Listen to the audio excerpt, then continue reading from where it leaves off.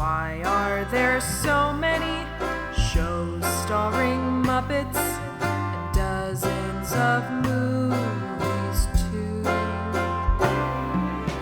They said they'd watch everyone and they mean it. It's something that they've got to do.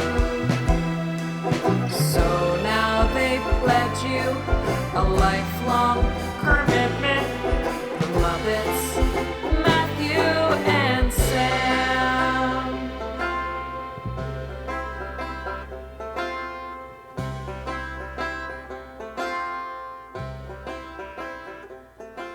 Welcome to Commitment, the podcast where two friends have vowed to watch all things Muppets.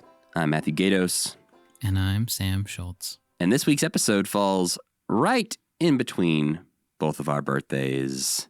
As you're hearing this, I am 36, and Sam is a young, naive, baby-faced 35-year-old. Wee. That's my baby Sam. Ugh, little baby Sam. Yeah. Well, if you don't know, every year on our birthdays here, we each pick a surprise thing for the other person to watch, and we try to make them loosely tied to Muppets in some way. This year, I picked the 1980 film The Blues Brothers, and Sam picked the 1996 made-for-TV movie Project ALF. But before we get into talking about all that, Sam, is there anything, as the young man on this podcast, you need to ask this old man for advice? What it's like to be 36 years old? Do you have any pain? People are like, oh, this hurts. Does anything hurt on you? I mean, I can honestly say my hips do hurt more than they did a few years ago. Interesting. I'm still pretty limber. I can still sit on the floor for a long time and not be hurting too bad. Yeah, I think, honestly, there's part of this that's definitely about getting older. Part of this is just, hey, I don't exercise as much as I should, so It makes sense that these things hurt. Sure. I do stand at a standing desk almost all the time, and sometimes at the end of the day, I'm like, oh, my knees. Oh, my knees. Yeah, I stand at a standing desk, and for some reason, I either flamingo my legs or I cross my feet. And so I'm standing there in weird positions all day, and then I walk away going, why do my legs hurt? I'm always in the tree pose. You know the tree pose? I don't. That's the flamingo pose. Oh, okay. That's what you're saying. Yeah. It's a yoga thing. Mm-hmm.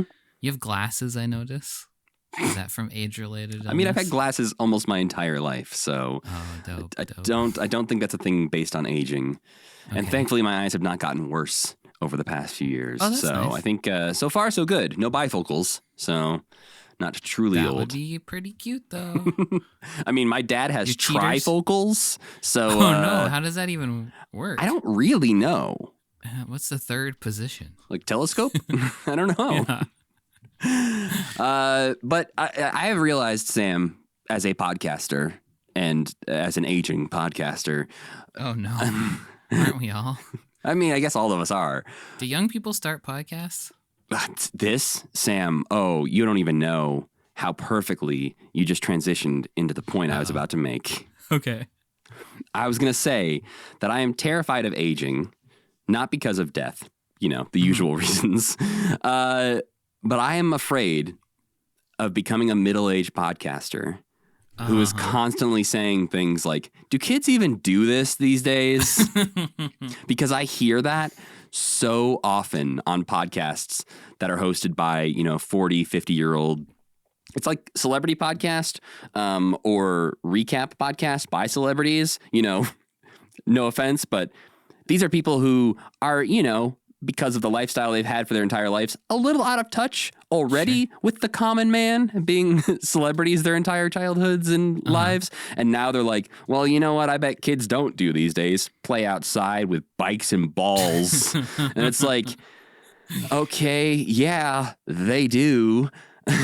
But the kids today only want to play on their iPad, or do kids even know about the Muppets?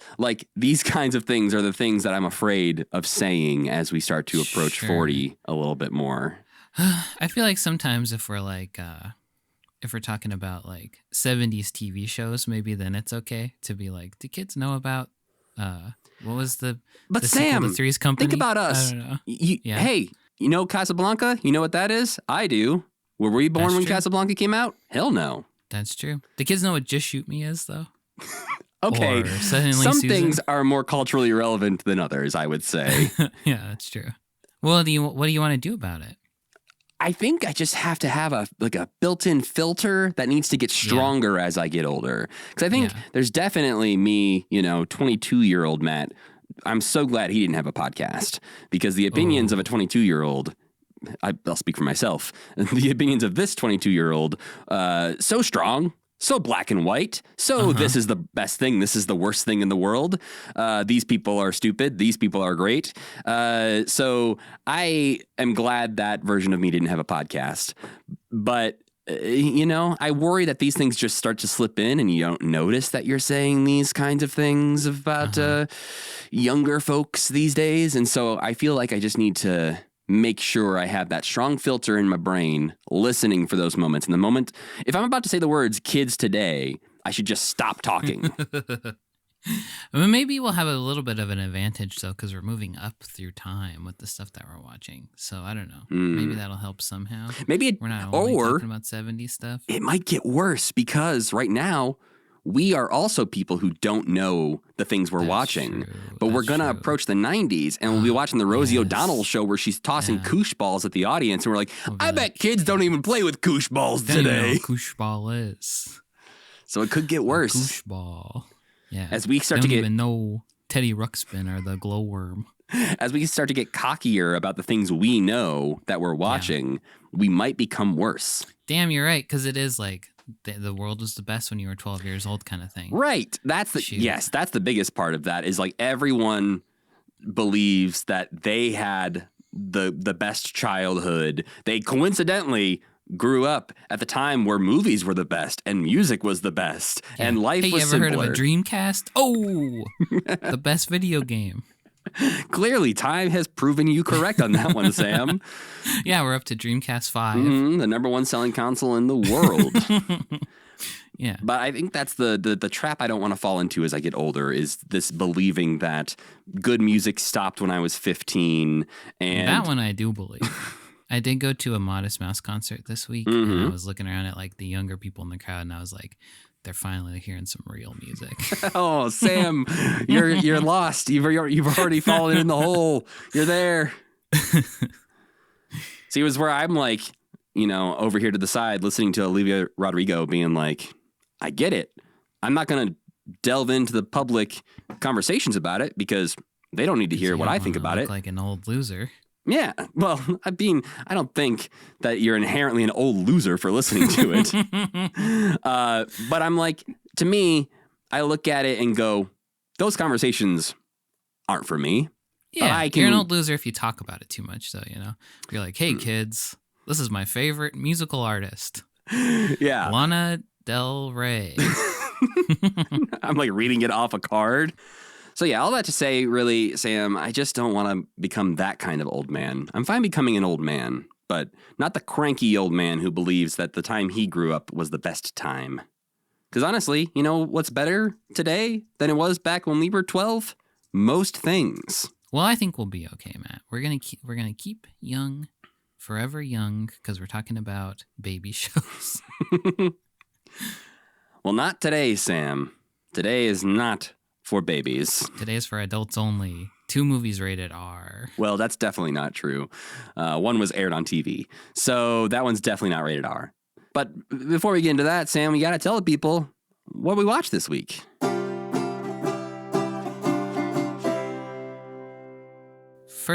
First, I watched Project ALF. In 1986, an alien being, refugee from the dying planet Melmac, crash-landed on Earth and was found by the Tanner family, who agreed to take the alien in and hide him away from the authorities as he tried to fix his spaceship. While the alien's real name was Gordon Shumway, the family took to calling him ALF, which stood for Alien Life Form. Despite ALF being a smart aleck and generally very annoying, he and the Tanners grew to love and respect each other.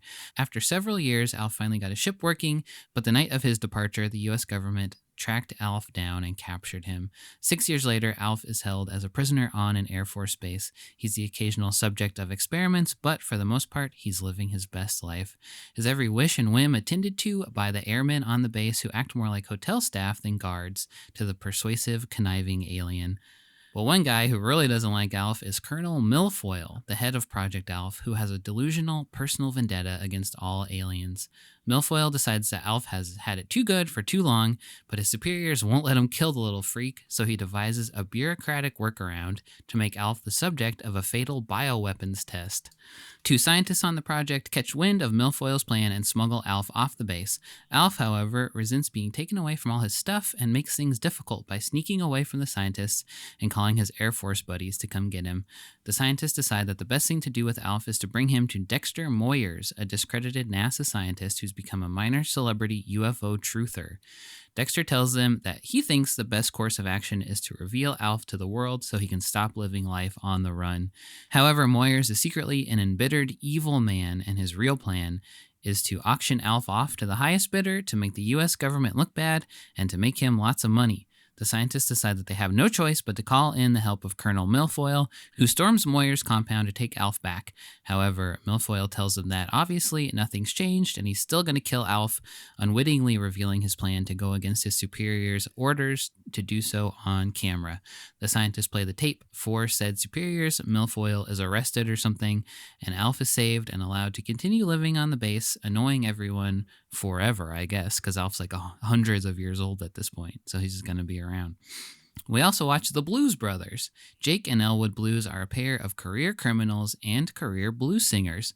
A few years back, they were the frontmen of the Blues Brothers band, playing gigs with their friends, pulling heists to make ends meet, and keeping one step ahead of the law until it all caught up with them and Jake was arrested and thrown in prison for 3 years. When Jake gets out, he finds the band broken up, Elwood's working a straight job and living in a flop house, and the orphanage that they grew up and learned about the blues in is set to be shut down by the city because they can't pay their taxes. Seeking a chance for redemption and struck with divine inspiration, Jake comes up with a plan to save the orphanage without resorting to crime, put the band back together, and play some legendary gigs. So they travel around the Chicago metropolitan area, berating, blackmailing, and haranguing their old pals to get back with the band and scamming their way on stage, while also drawing the negative attention of law enforcement, spurned lovers, Nazis, and country musicians who all want the Blues Brothers behind bars, or worse. With mere hours to spare until the orphanage will be condemned, the desperate brothers blackmail their way into playing a huge lakeside ballroom. They not only sell out the show with great word of mouth, they also get a miraculous $10,000 signing bonus from a record executive who happens to be there. But their word of mouth was a little too good, and all of their enemies have also descended on the big show, so the brothers are forced to flee, relying on all of their guile and stunt driving to shake their pursuers and make it back to Chicago in time to pay the orphanage's mortgage. They do, but they're sent back to jail for their trouble, which seems like it's okay because this time the brothers and the band are all in jail together and they're having a great time playing music for all their friends.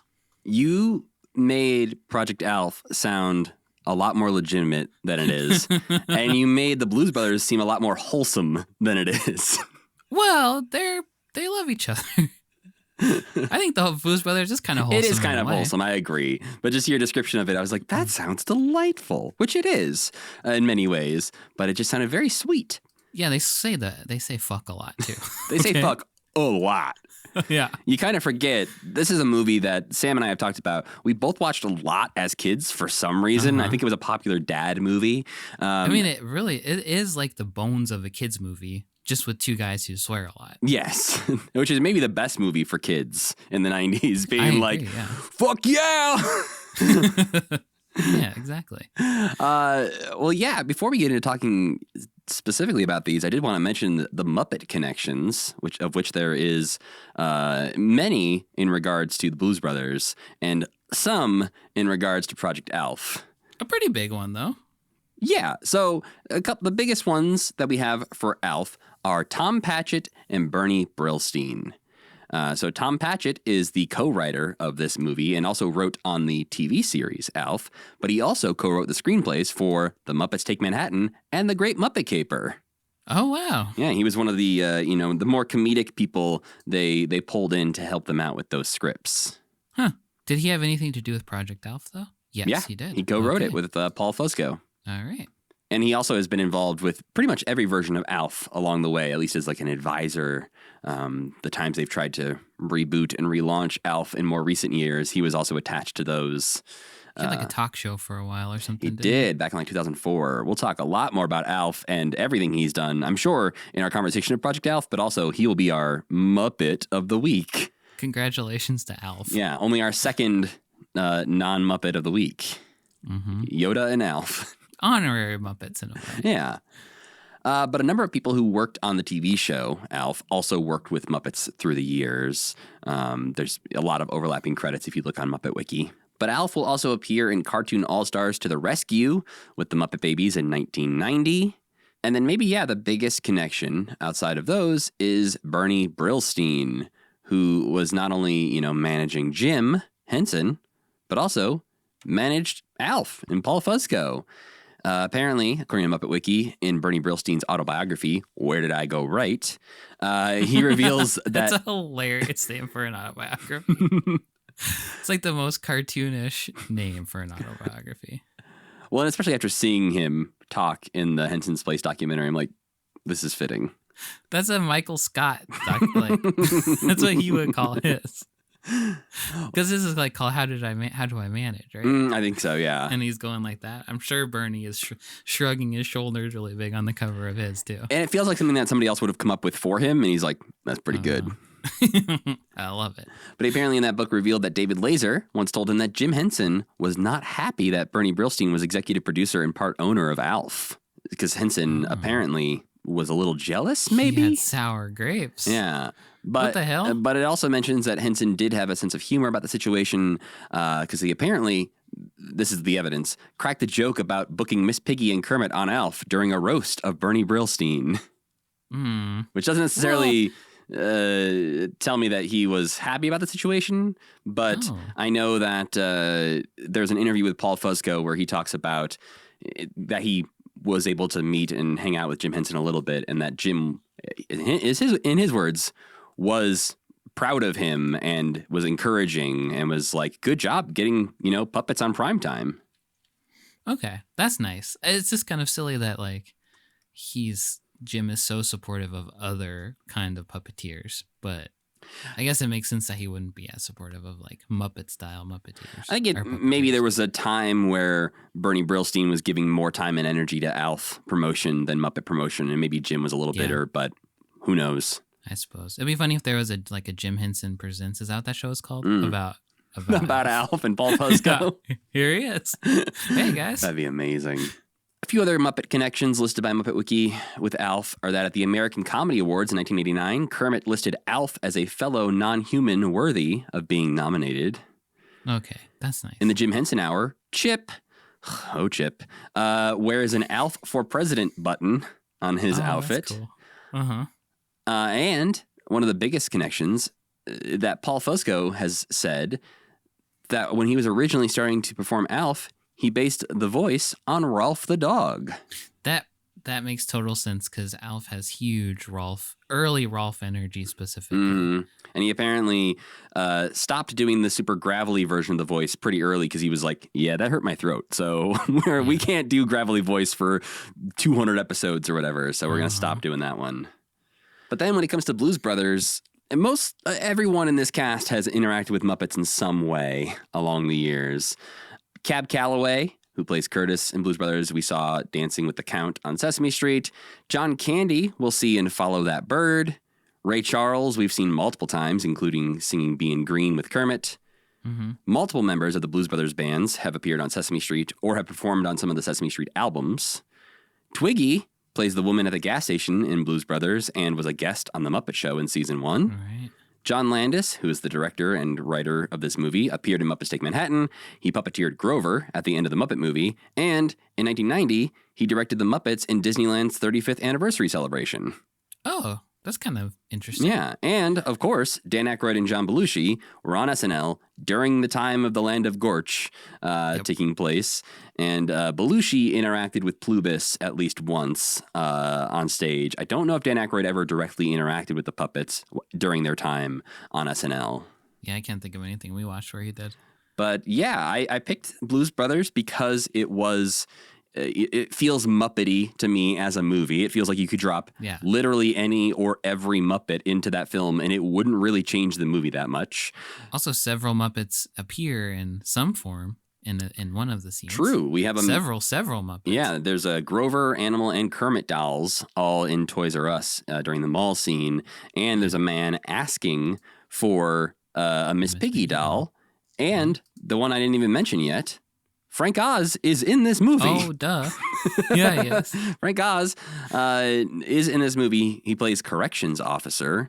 He's the property supervisor who gives Jake back all of his stuff at the beginning of the movie.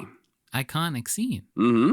But so that's why I picked Blues Brothers, is because it already felt Muppety. I brought it up previously on the podcast. So many of these people have interacted with Muppets. And it just feels as close to a Muppet movie as you can almost get without having a Muppet in a movie. Yeah, I absolutely agree with that. This time, I don't know, this time especially it hit me how similar it feels to the Muppet movie. It's just like a grimy version of the Muppet movie, basically. And I think there's a lot of moments in there where I felt like this feels like something the Muppets would do. It could have been the Electric Mayhem movie. Right. Well, I guess before we get into the specifics in the movies, why did you pick Project ALF? 'Cause he's a puppet. That's really the only reason. I didn't know any of the Bernie Brillstein stuff or anything like that. Like, that was a happy accident. But, I think I had watched recently I think it was like several months ago when you mentioned the birthday that I was like, we have to watch Project ALF. Because I think at the time I had just watched the final scene of the TV show ALF when he's like getting ready to lift off, and then like all the it was like on Twitter or something where I was like, look how fucked up the last episode of ALF is, where he gets thrown in jail. And this is something I remember being advertised on TV in 96 or whenever it came out. And like, I think I watched the beginning of it and then I was like, this is boring. And then stopped watching it as a child. That's shocking. So it's just something that's been stuck in my head. The beginning is the best part of this movie. I think probably after the beginning was when when they started to get more into the boring part. Yeah, I have no ALF memories. I had no ALF opinions. I think this is definitely the most ALF I've ever seen. I watched ALF. I know I watched ALF, but I can't remember it very well. But I do love ALF. I feel like I saw ALF. I don't know if I ever sat down and watched ALF as a kid. I definitely knew of ALF, but I don't think I ever really, again, have any memories of watching ALF at all.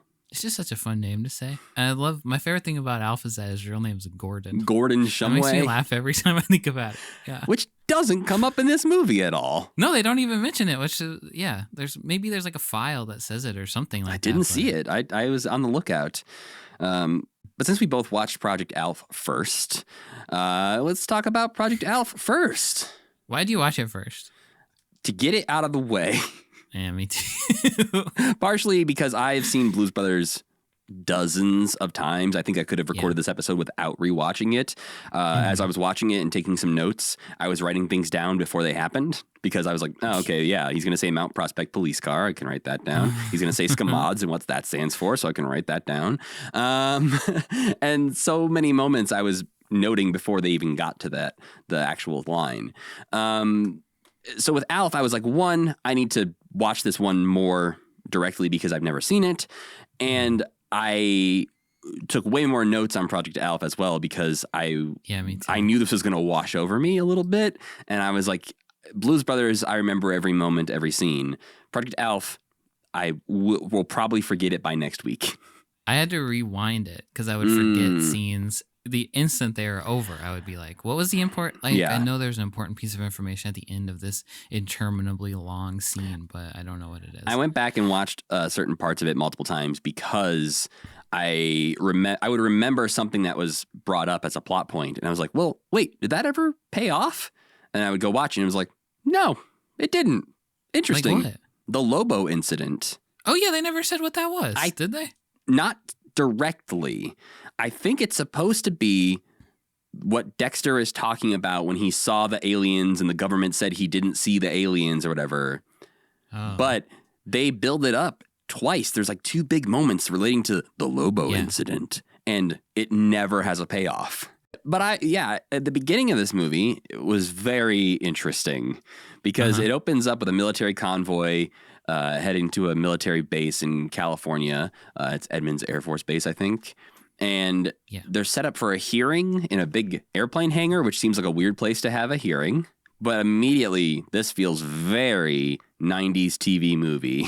The music, the synthesized music. Yeah, which apparently the music is done by a guy who did the music for X-Files.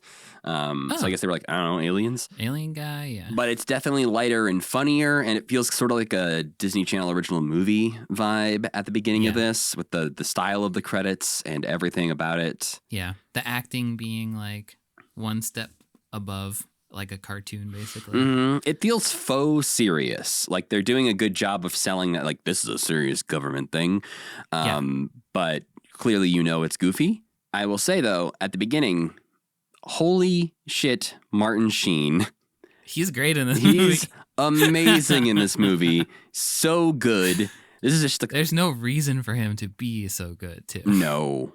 And even some of his plot line doesn't really go anywhere, but feels so important because the way he delivers lines. This is just a couple of years before he would be playing President Bartlett on The West Wing. And it really feels like a prequel. There's references to like a prequel or like a parody of the fact that he is on The West Wing. Yes. Like he talks about being president several times. He gives like impassioned speeches that are, very Bartlett-ish. And it feels like they're making fun of something that won't happen for like 3 more years. Yeah. And there's a handful of people too who are in this movie who were on The West Wing. As well. I suppose like serious-faced government-y people. Well, actually, no. Ed like Begley Jr. Is in The West Wing. At one point, he's going to run against Bartlett as another Democrat in one very brief storyline. But then the guy who plays Rick in this plays an undersecretary of the agriculture or something like that at some point. So he's also in Who's this Rick? one. Is that the main guy? That's the main guy, yeah. Okay. Wait, you don't remember Rick and Melissa? I remember Melissa. Oh, okay. Well, I do. But we do meet Rick and Melissa at the beginning. We see some top secret Project ALF folders laid out from the Alien Task Force. That was from the old show, the Alien Task Force. That was like the people who were trying to get him all the time. Gotcha. The people from the State Department, Pentagon, a senator, and the CIA, they're all here to decide what to do with ALF. And this part is good. This part's funny, yes, I think. The first 6 minutes of this movie, I was like, okay, I'm on board. This would be a good movie. Because Martin Sheen, his character, MILF Oil, wants him dead. And at one point says, some of us know what to do, we just don't have the guts. And he's a menace to society and ought to be incinerated. I think it would. So later on, it's revealed that he just doesn't like aliens because he thinks that they drove his mom to madness. But it would be kind of also funny if he was just like, this guy's fucking annoying. We have to get rid of this guy. It is. But he doesn't really seem to know ALF. It kind of seems like. Yeah, just like any alien. He's like, oh, we have proof of aliens? We have to kill them. But like Willie in the old show, the dad of the ALF family, hated ALF so much. So if he was like carrying on the Willie, like, oh, you're driving me crazy. Or even there's a version of it, I think, where they're the ones who go on the adventure together. And eventually he's like, I guess you're all right. That might have been fun too. But he just fucking hates ALF for no reason. Even though ALF is very hateable. Yeah, you could have many good reasons to hate ALF. But at this point, I was kind of hoping, or at least thinking, it'd be really funny if we never saw ALF in this movie. And this was the whole movie, was like a few good men, a courtroom drama. Just talking about ALF. Debating the future of ALF. And then he shows up at the very end for a monologue. Yeah. Yeah, he comes in to like give his testimony of why he shouldn't be incinerated. And everybody's like, yeah, let's get rid of this guy. And I think also in this opening scene, there's actual jokes that I laughed at. Second Lieutenant Reese has a funny moment where Milfoil introduces him. He's like, this is Second Lieutenant Reese. This is my assistant. And he stands up. He's like, yeah, I'm Second Lieutenant Reese. I'm his assistant. and sits down. Yeah, I liked that guy. He's also a guy who should have gone on an adventure with Alf instead of the two really boring people who went on an adventure with Alf. Yeah, those two really boring people, by the way, also at the time were playing husband and wife on Home Improvement. Right. Which is strange that the ABC... Was that the same channel? Yeah. ABC was also this. Okay. So I think ABC was making a made-for-TV movie, and they're like, okay, we need a couple actors. Hey, Tim Allen, you want to do this? No? Okay, we'll get the guy who plays your brother. Tim Allen and Alf would have been too powerful. Oh, God. Oh. That just broke my brain in the worst way.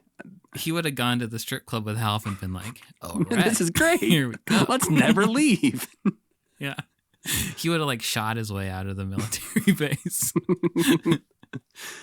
I learned a lot about Alf that I didn't know in the opening of this movie. Apparently, Alf planet Melmac exploded. Melmac exploded. Yeah, he was part of the orbital defense force, though. So he and a bunch of his coworkers weren't on the planet when it exploded. Gotcha. So there are other Alfs in the show that will talk to him sometimes through his like communication device. Okay. So he's not the last Alf, but there are very few not Alfs. many Alfs left. Yeah. Okay. I thought it was maybe like a Superman situation where he was shipped off planet as it was about to explode. No, he was just... I think they blew themselves up in a war or something like that. Oh, so more like Doctor Who. Yeah. It's very Time Lord. He is, right? Yeah. Alf's a Time Lord. Got it. Uh-huh. And they explain away the lack of tanners in this movie by saying that they have been placed in witness protection in Reykjavik, Iceland, where they say there's no phone service. That doesn't track to me. No, Reykjavik is not a remote small town. And then they're like, oh, they must have a bad school system. They probably have a much better school system than we do. Yeah, I know. It's an interesting way to explain away a whole TV show. Yeah. America still ruled back then, though, you know? Yeah.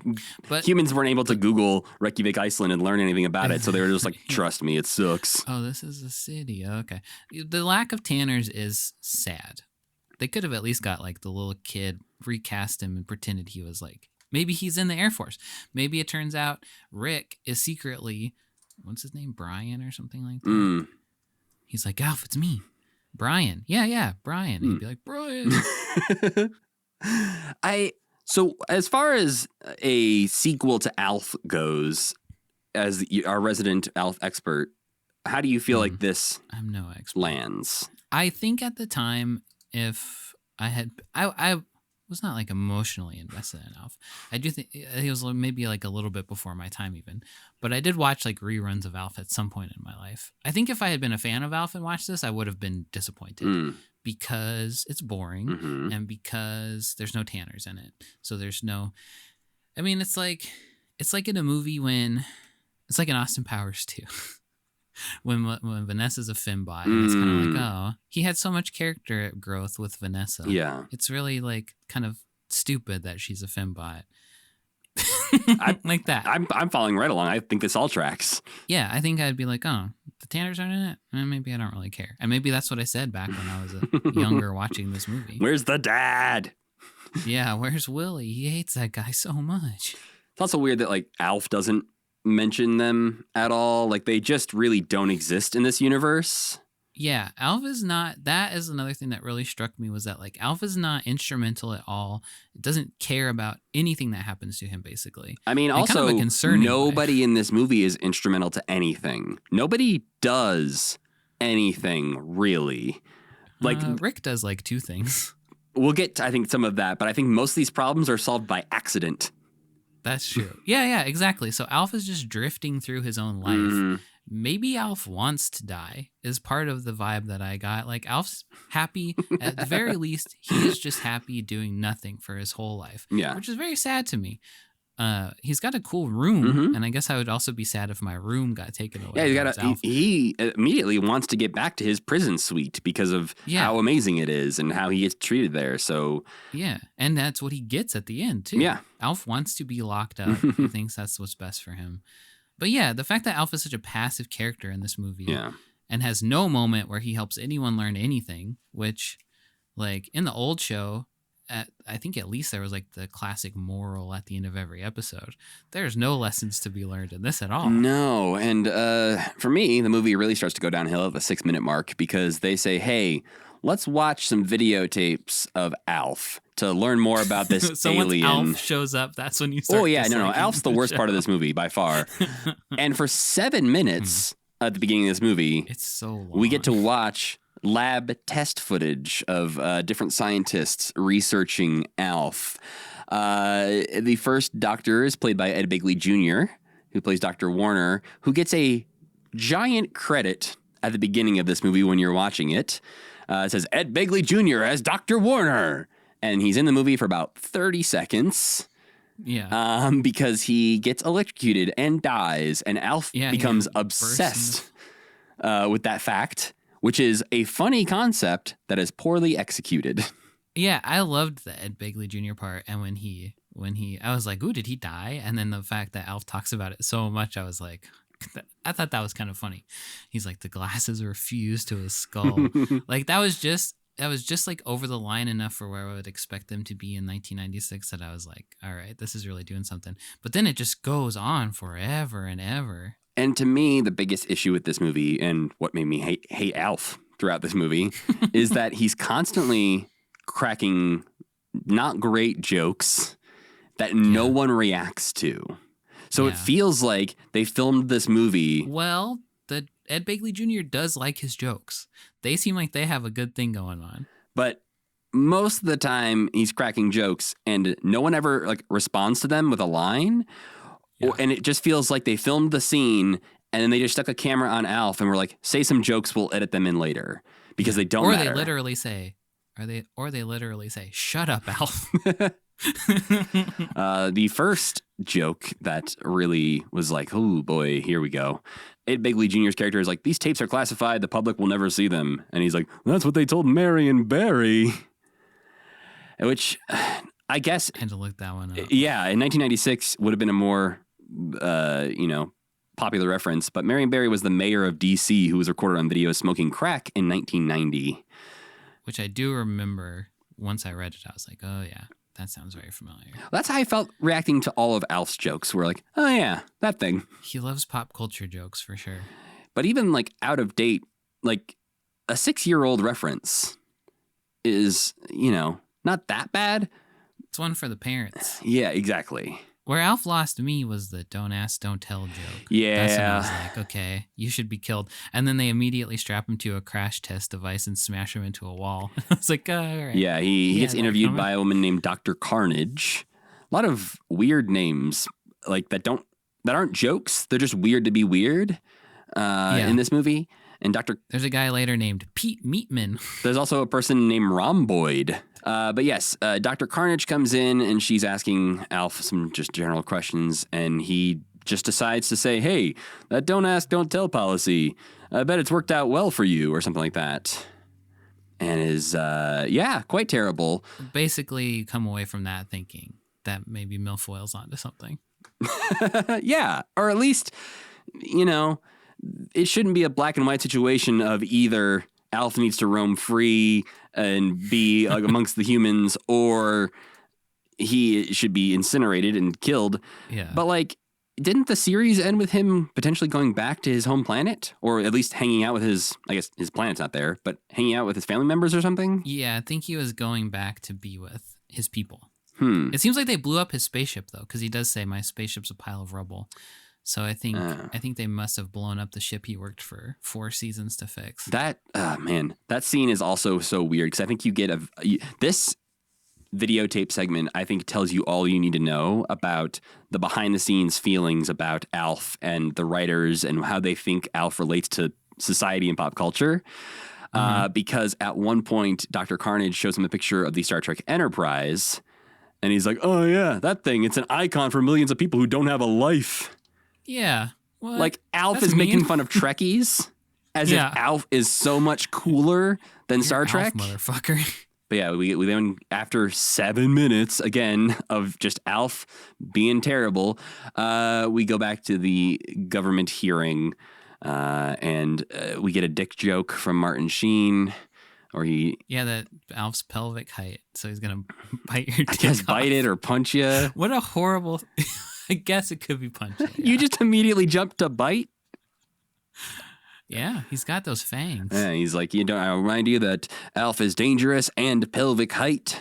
I guess even a headbutt could be brutal because he's so pointy faced. That's the biggest bummer for me is I love the Alf puppet. Oh yeah, I think this movie is Alf at his worst. Okay. I have watched Alf recently, old episodes, and he is not. He's bad, but it really is the kind of show where at the end they're all like, "Oh, I'm sorry, Willie," and Willie's like, "I'm sorry too, Alf." And then you're like, "Okay, Alf has a purpose in this world besides just being horrible." I mean, I think you can watch this almost and think like they were writing Alf like he had truly just like given up on trying to relate to anyone. He was like, he's just wallowing in his worst aspects of himself. Yeah, I'm fascinated by Alf after this, but I'm not going to do any more research. I feel like it's one of those shows where you should watch like the Halloween episodes, like during Halloween, Right. and get just like, because there's like a fun one where he's like, this is like the day I can go out and walk around because nobody looks at me. Ah, okay. Well, they adjourned the hearing because there's apparently just too much data that they have to. I don't know what they're just like, we're not going to figure this out. There's a few moments where people just decide to like, all right, well, we have to put in an arbitrary moment of time here. So we're going to take 2 weeks to go over this, and then we'll decide what to do with Alf. Yeah. It feels like... at the end of that scene, I was confused about like, okay, well, I guess that's that. It reminds me of, which some of this happens in Blues Brothers too. Like there's arbitrary things that don't really matter. But for me, the biggest one in one of those like things you don't catch in classic movies is at the end of Wizard of Oz, the witch captures all of them. And then she takes a big hourglass and goes, okay, at the end of this, I'm going to kill you. It's like, you could kill them right now. There's nothing you're waiting for. She's just like, all right, when this sand runs out, you're dead. There's no reason for it other than to add time so that they can defeat her. And this felt like that, where it's like, well, I guess the movie could end right here and we could decide what to do with Alf. Or we could say, let's give it 2 weeks and let him escape. That's when we learn about Martin Sheen's Milfoil's mother, who apparently aliens took away at some point and drove her to insanity, I guess. He says, this is something definitely not really followed up on because there's like mysterious symbols at play and a very deep backstory into his mom. The symbols, I was waiting the whole time for Alf to translate the symbols and either help Milfoil like get over something or say like, oh yeah, it says drink more Ovaltine or whatever. Exactly, yeah. Oh, if it had been an advertisement, that would have been pretty funny. Or it just says, like, for a good time, call Alf or whatever. But Martin Sheen has the most dramatic monologue in this scene where he's talking about his mother taking her own life and that he joined this task force to figure out the symbols that she left behind on this note that match symbols on the top of a mountain somewhere. And it's a great setup for a plot. It's a great setup for a plot. And I think if they had treated this storyline as, actually part of the storyline, it could have been very interesting. Yeah. Like if the aide had been like, oh, he's going to kill Alf, but maybe if we help him come to terms with his past. Right. And then he's like following them around and they're going all over the world being like, Alf, what does this mean? And he's like, it means tits. Yeah, I wrote tits everywhere. I can't tell him, like, I can't tell Milfoil it means tits. I got to think of something else. This means seek the light. Peace. Yes. Peace spreads across the universe from all the purest of hearts or something, but it really means like, I love huge tits. Love Alf. Everyone just clip that part of the podcast out. Well, yeah, this is when the plot sort of kicks into gear when Martin Sheen, Milfoil, makes his assistant sign a thing to get a deadly serum that he can use to kill Alf. It's one of those movies where the plot is so stupid complicated that people just sit around and talk about it forever. And you're like, you like mentally check back in and you're like, oh, they're still in his office talking about something. And now they're signing some piece of paper, but it seems like it's been 10 minutes that they've been talking about this. It's also a movie where like the plans are so bad Yeah. that you know immediately how they're going to get caught, or it doesn't seem like a secret from the beginning. Like you're like, oh, so your assistant signs the form for the deadly serum. Do you really think no one's going to go, hey, this was probably him telling his assistant to do this? I don't think he can do that. Yeah. And Milfoil would still get in trouble probably for bad management. Yeah. Your assistant is out there trying to kill Alf after you very publicly just said you wanted to kill Alf. So they try to transfer Melissa off the military base to keep Rick and Melissa from getting in the way. And then Rick and Melissa go, you know what? Let's steal Alf and free him from the shackles of this prison. And so they go and they knock out Alf, put him in a laundry bag or whatever. And Alf, by the way, his room is so cool. And it made me laugh when he was like, oh, he's got like bootlegs of the Lion King he's selling. He's trying to sell Lion King like movies to the other prison guards and stuff. That aspect of this movie worked for me. The way that he was like running the military base and everybody was like, yes, sir, Mr. Alf.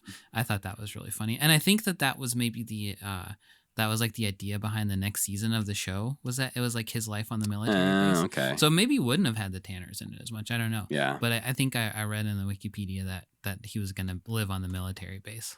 It's very weird to me that in the late 80s, they had 2 sitcom families with the last name of Tanner. The fact that, like, you know, family names on like 90s sitcoms were a big deal. Like you had the Tanners, the Connors, the Winslows, all this stuff. And like the fact that in the late 80s you had the Tanners and the Tanners on Full House and Alf. Kind of blew it.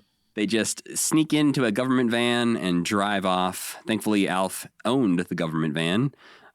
They say that like they can use this van because it's Alf's, but then but Alf's not really supposed to be going anywhere. Right. Alf is hiding in the back of the van and they're driving it off the base. Does he have the keys or something? I think it's because he had the keys. Is like basically how they get the van is that Alf had the keys because he won it in a poker game. But it's just, there's a lot of stuff that just kind of feels like they wrote it down. They're like, does that make sense? No? Alf did it. Yeah, exactly. So when they leave the base, Melissa's like, hey, old friend of my dad, UFO expert, let's go see him. He'll know what to do with Alf.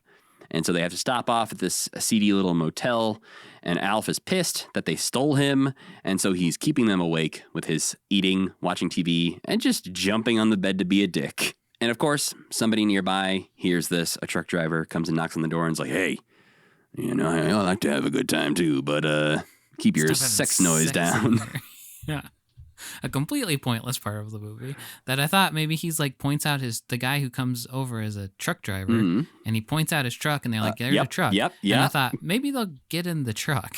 Yes. They don't get in the truck. Because they almost immediately after this talk about needing a new vehicle to ride in. And I'm like, oh, well, the only vehicle that's been mentioned is a truck. 100 times. It was mentioned 100 times.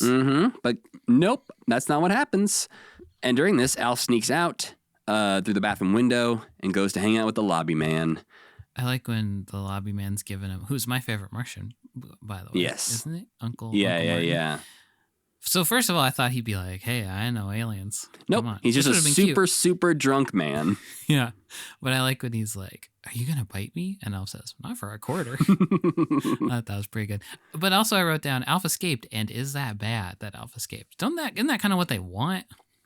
Yeah, there's a couple times where I feel like Rick and Melissa aren't talking to Alf about what Alf wants. Yeah. Because it does seem like there's a few moments where they could just go, oh yeah, that's fine.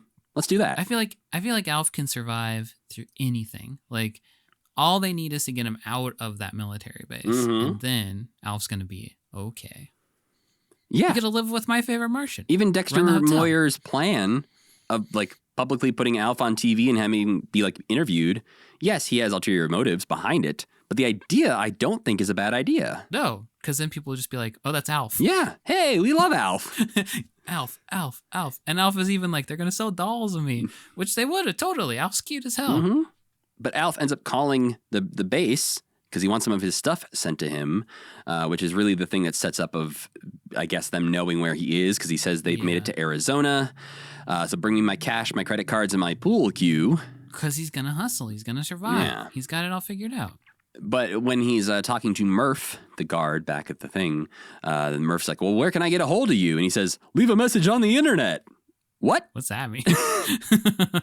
Just leave a message somewhere on the internet and I'll find it. Did they not think that maybe enough people knew what email was at the time to say, email me?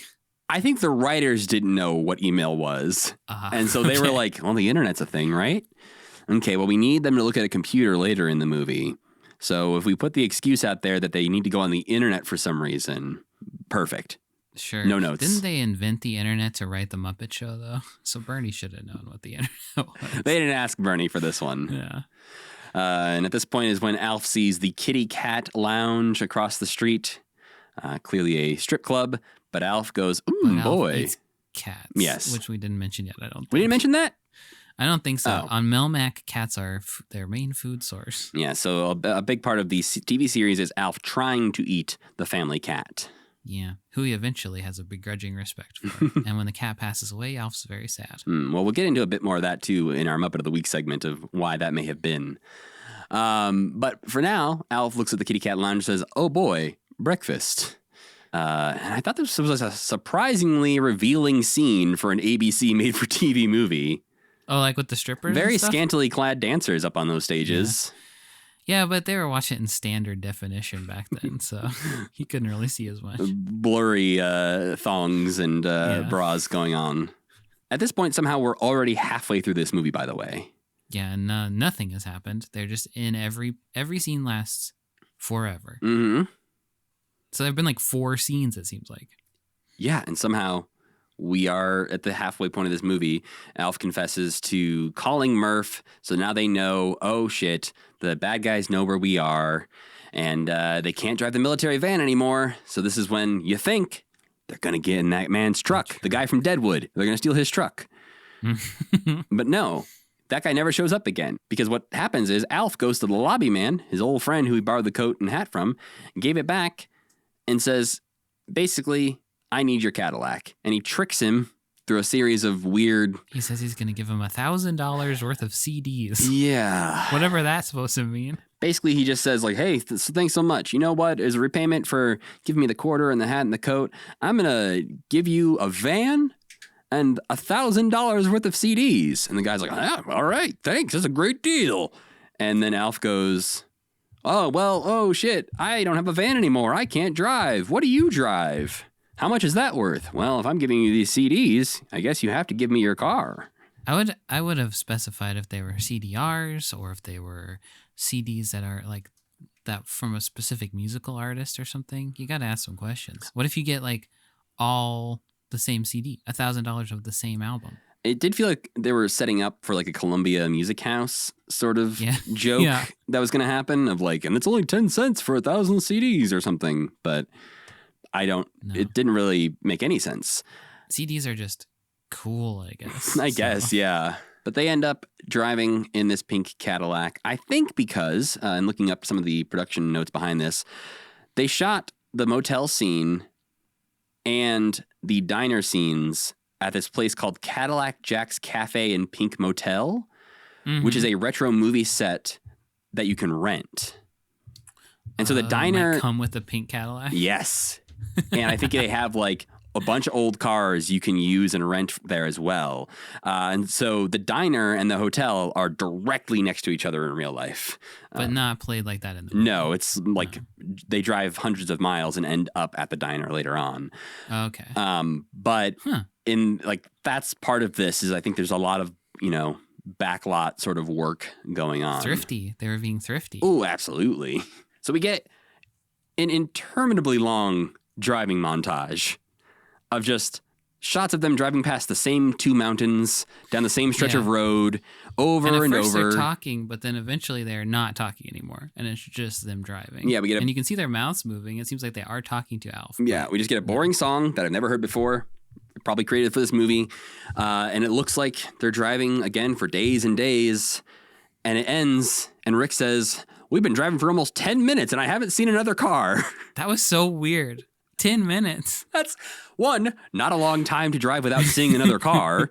Yeah. And two, weird to have like a 4-minute montage covering 10 minutes of driving. That was a very bizarre choice.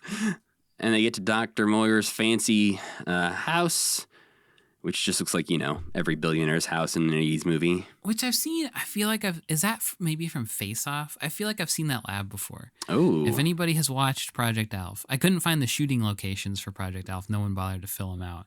But I feel like that's a place from Face Off or Commando or some kind of action movie from a similar time period. It felt familiar, but also could just look like cheesy 80s future tech kind of thing. Right. He does, speaking of future tech, have a robot that it's also, I'm going to say it, my second favorite character in this movie.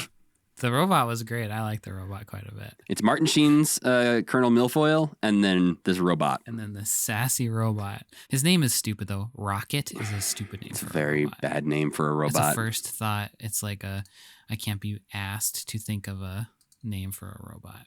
Immediately, Dr. Moyers, super creep, starts flirting. A fucking huge creep. Starts flirting with the woman who he talks about he knew from when she was a kid because he I'd was previously only seen in pictures of her as a child. Yep. And starts calling her Angel because that's her middle name. He also briefly calls her Pork Chop, I believe. Fucking weird. Yeah. The weirdest thing about this is it turns out Pork Chop was like a nickname that her dad called her, but the way she reacts to it is like her dad called her it once and never again. Yeah. Because he says Pork Chop, she's like, Pork Chop? And not in the like, how do you know I'm called Pork Chop? But in the like, why the hell did you just call me Pork Chop? And it's not previously referenced or anything. No. She's not like... And it kind of is set up like Pork Chop is her real name. Because he then says, your dad named you after Yes. his storming of Pork Chop Hill. And not even nicknamed. He just says, he named you that. And maybe earlier, if she had said, well... If on like her transfer papers, it was like Pork Chop is her real name. Right. They're like, wait, this doesn't say Melissa. This says Pork Chop. She's like, let's not talk about that. Yeah. But no, it just is completely nonsensical. Well, and it's immediately followed up with the same sort of joke where Yeah. he's like, well, I also know your middle name's Angel, so I'll call you Angel. I'm like, you could have just led with him calling her Just Angel. And she's like, Yeah, just how'd you cut know that that's my out. name? But it just becomes completely creepy. You immediately know he's the bad guy. And then they just do that forever. They just sit in his house and eat breakfast for 20 minutes and talk about what he's going to do with Alf, which I never really completely understood anyway. Yeah, it seemed like, so his whole plan is to put Alf on TV and then sell Alf to the highest bidder. In between all these scenes, we do get to cut away to the government slowly following them. The government finds the van and arrests the lobby man for some reason. He didn't really do anything. What did he do? No, I guess maybe he was trying to repaint government property, which is why he got... I guess he saw Alf too, which maybe... Oh, they got to keep it quiet. And Nina, Dec's assistant, starts flirting with Alf and vice versa. And there's an implication that this would not be the first time she's dated outside of her species. Yeah, that was a troubling thing also. I'm not sure if it meant like another alien or something else, but Yeah, because you could think like... But they're very clear about him never having met another alien. Like, Dex doesn't know any other aliens. so- True. I think the biggest issue with Rick and Melissa is that they have no skills whatsoever, and they don't have to do anything to solve any of their problems. Everything just kind of happens to them or around them, and they're also passengers in this plot.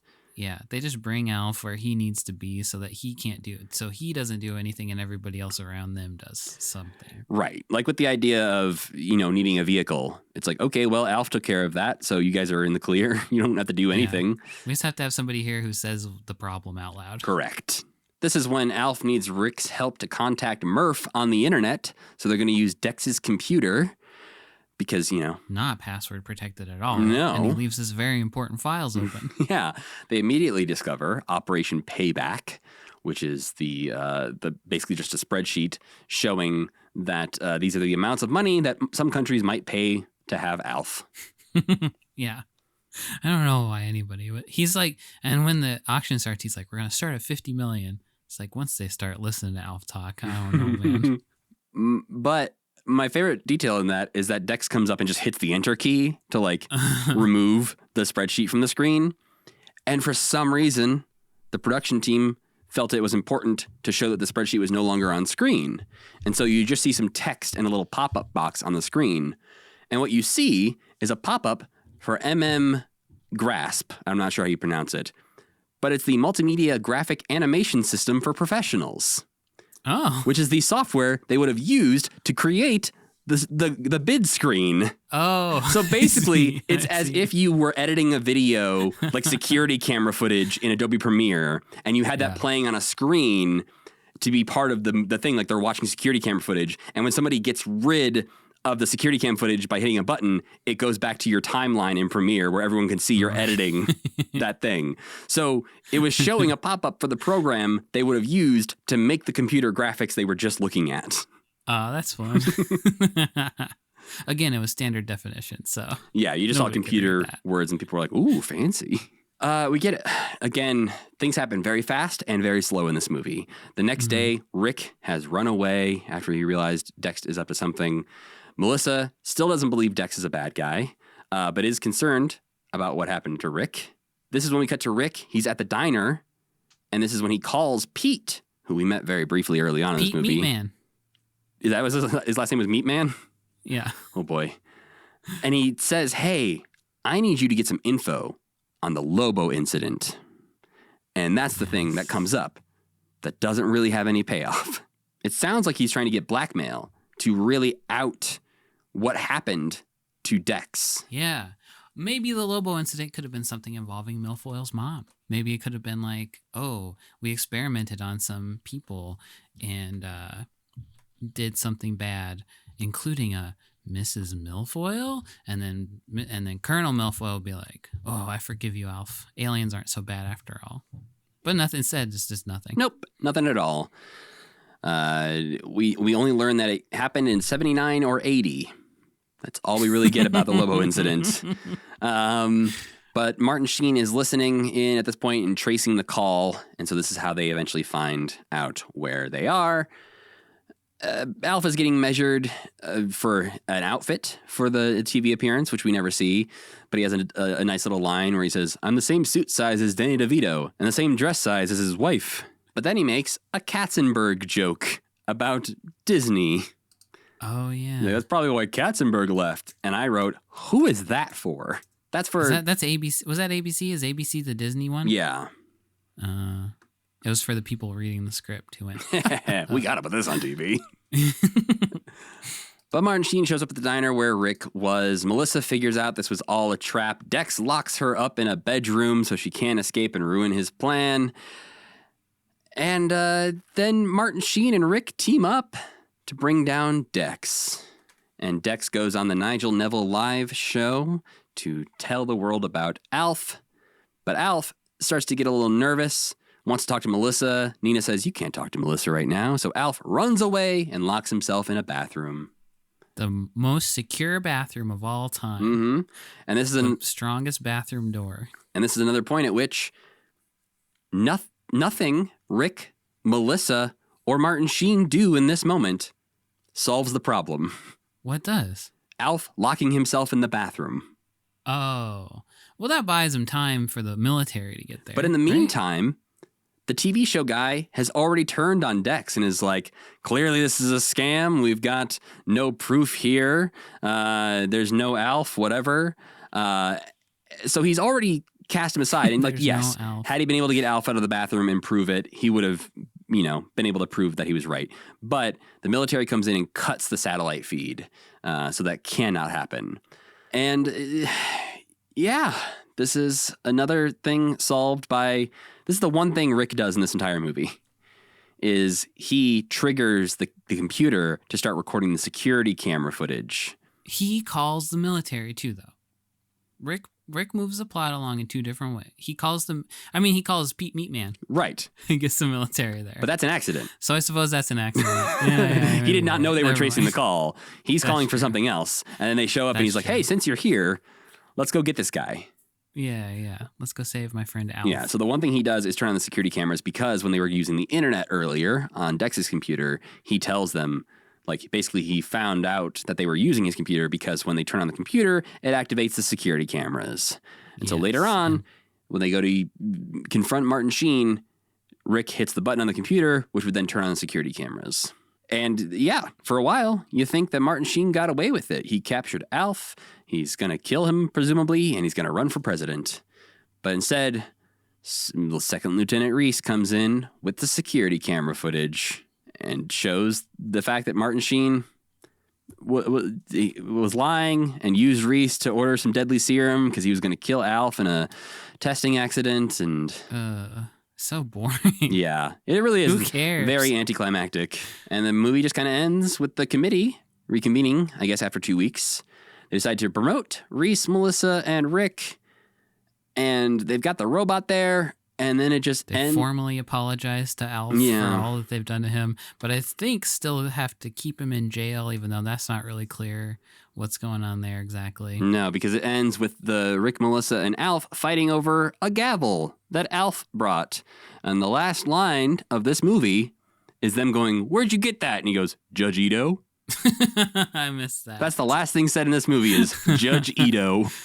Oh, wow. Which feels fitting that, like, that's the joke this movie goes out on. Yeah, that's true.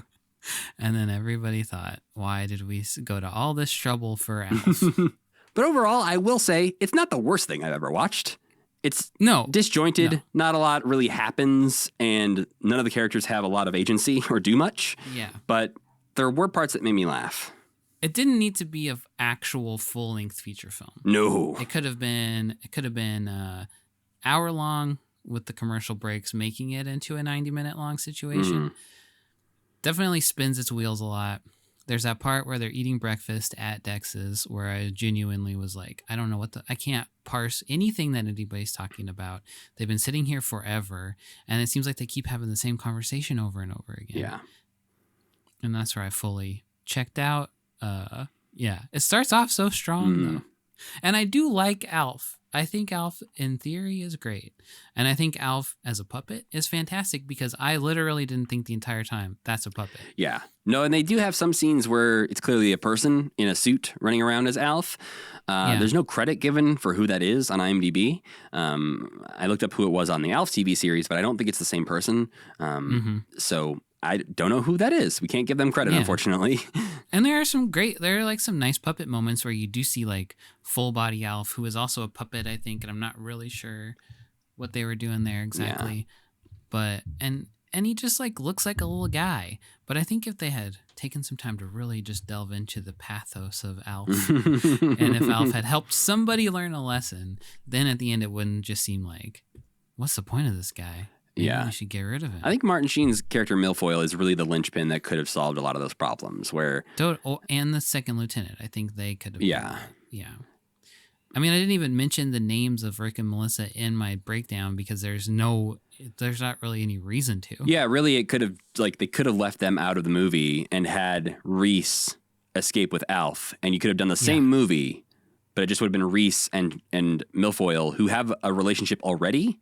And they could have been this thing where he's like turning on his mentor because he doesn't believe what he's trying to do is correct.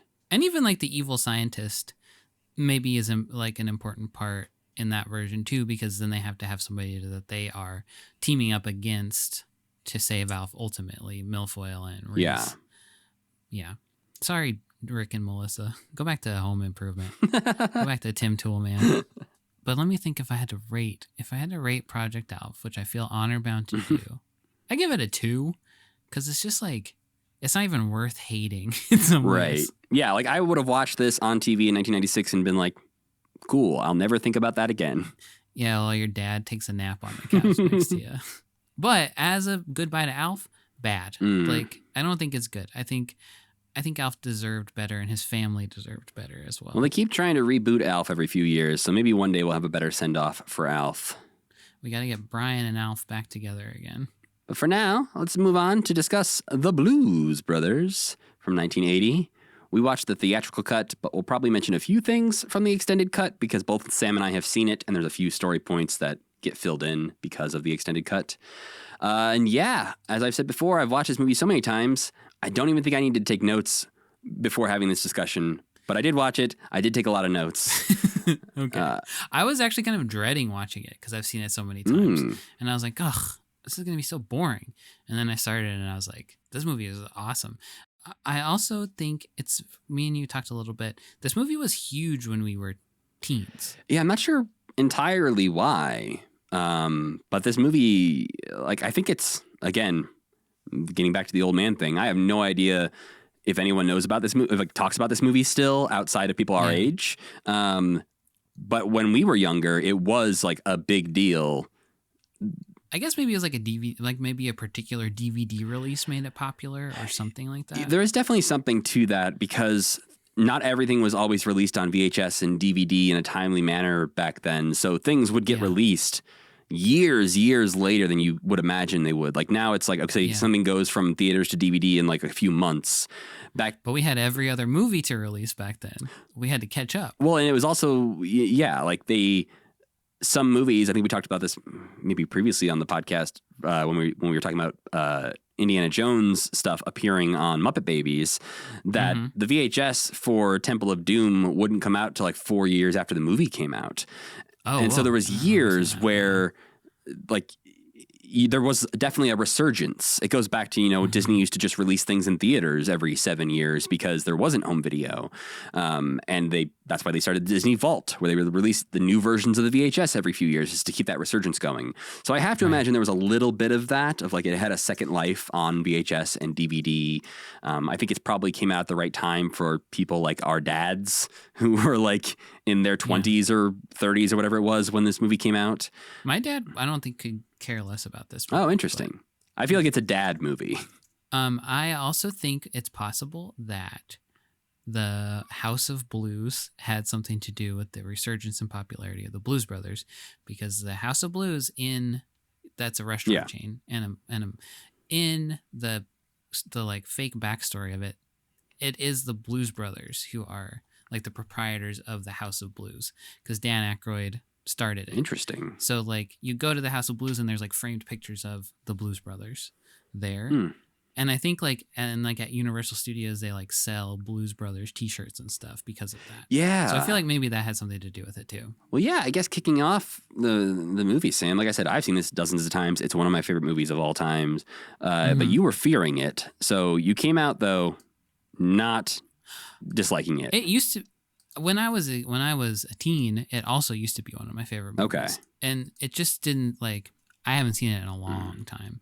So I just thought, maybe this is going to be boring because it's so freaking long. Yeah. And sometimes long comedies are just like, come on. And there are a couple moments where it's kind of like, especially in retrospect, you look back at it and think, they didn't really need this part. They didn't really need this part. It's all like a fun tapestry that they're weaving. But I also think it's kind of fun after having watched early, because I watched a lot more early Saturday Night Live after we did those episodes. So it's kind of fun reading about the behind the scenes of the Blues Brothers and knowing that it all kind of like, it like grew out of that scene in a very like weirdly organic way. And just seeing like these people were having fun and doing lots of cocaine. It's kind of also infectious to like, that energy is a little bit infectious too, I think. This is a very weird movie in so many ways, but in ways that make it like timeless, that like it definitely has a lot of elements that make it very clear this is the late 70s, early 80s. But as far as the plot goes and the musical numbers go, there's not anything that really comes across as cheesy or outdated. In a way. Another cool thing about it is that at least in my understanding of this and like of this movie and Dan Aykroyd's interest in making it, was that blues and a lot of these artists had been kind of like forgotten a little bit. Right. In the like 70s disco madness kind of thing. And like Aretha Franklin had like tried to branch into disco, and I think a few other people had too. And that this movie, Dan Aykroyd was like so adamant that they get old like blues people back to be in this movie. I think is also really, and to see like Cab Calloway's part kind of makes me tear up a little bit, because like I think he had been going through like really hard times for a long time, and just for someone to be like, we're gonna put you in a movie, you're gonna get to do the thing you do best, and it's just like fun to watch him and be like, oh, that's the guy from Betty Boop cartoons. That's cool. Yeah. Well, the movie opens up with Joliet State Prison as Jake is getting out. And one of the first people we get to meet and see their face clearly is Mr. Frank Oz, Yep. who I In his believe full Frank Ozziness. full frontal Frank Oz. Yeah. He's just so grumpy. I feel like that's his real form, is him being so grumpy like that. Yeah, he gets only, the one scene in here where he's giving Jake back all of his stuff, including his suit and hat and sunglasses, and both a unused and used prophylactic. I really feel like they would probably throw that away, but I don't know. Maybe Yeah. legally they can't. I'm not sure. It also feels like a thing I can track through my life of when I was too young to understand that joke to when I got to a certain age and went, yeah, gross. Yeah. I believe he also comes back and plays maybe the warden of the prison in Blues Brothers 2000. Oh, I've never seen that. Oh, You've seen boy. It is far, far worse. that? Does it have fun musical scenes at least? Yeah, but at one point, Erykah Okay. Badu turns them into zombies. Okay. And there's another part where they're playing Ghost Riders in the Sky at a monster truck rally, I think. And actual things start appearing in the sky. It's much more Ghosts. clearly magical. Did Dan Aykroyd write that one too? Oh, I have to imagine. 'Cause you really got to keep an eye on Dan Aykroyd Yeah. when he's writing stuff. You really got to. I mean, it said on Wikipedia that his original script for this was 300 something pages long. Well, and it says that then John Landis had to actually turn it into a screenplay. It was like, Yeah. thank you for this pile of paper. I'm going to go make it a movie. Yeah, it's just so funny to think also that the movie's plot boils down basically to they drive around and find all their friends and then they play some music. And he was like, all right, let's make this 5 hours long. Yeah. But there are, sorry, I'm skipping ahead too much. I love the characterization, especially of Elwood, in a way that I think you wouldn't get if he hadn't have written 300 pages about it. Because it is he only eats white bread. There's so many weird little things about him. I watched the deleted scene where he works at the spray paint factory or the spray can factory. And you kind of get the sense that he's good at working at the spray can factory. And it's a little bit sad when he quits and his boss is like, well, Elwood, good luck to you. Yeah. And when every other part of his life is such a mess, and just to see him at work, seemingly thriving a little bit. I think that's one of the interesting elements of this is that after Jake gets out and he and Elwood are riding around in the car, Jake's asking him about the band and how's the band doing? We got to get back together. And it's clear that after Jake went to jail, they all just parted ways and kind of have their own decent lives happening. Yeah. Elwood's got the job in the aerosol can. Calm lives. Right. And so it is interesting to see that he has developed his whole life over the past 3 years that Jake knows nothing about. And that is in the extended version where you see Elwood working at the aerosol can factory, which explains, one, why the one guy asks him, did he get his cheese whiz for him? Because he would have taken it from work. Yeah. And then two, at the end of the movie, when he uses the spray adhesive to put down the gas pedal of the Good Old Boys RV, he would have had that because of work.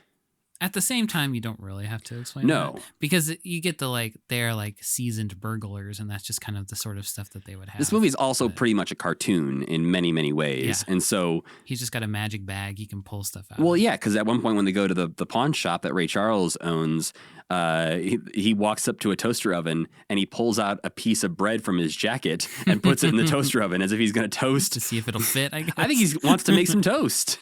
It's he sees a toaster oven. He's like, I need dry white toast. It's food time for me. I mean, when you only eat dry white toast, you have to eat it a lot. Yeah. But from the get-go, as soon as Jake gets out of jail, he's greeted by Elwood. You get an amazing song to open it up with. You get I think you get very clear indication that this movie is going to be a little weird. From the moment that music kicks in, you get the close-ups of them in this bright, heavenly light. It says just the Blues Brothers over their faces. I love when they hug, too. I like that they're that kind of brothers. Yeah. It's a very endearing movie. I think thinking back on your point, though, Jake kind of ruins all of their lives. A little bit.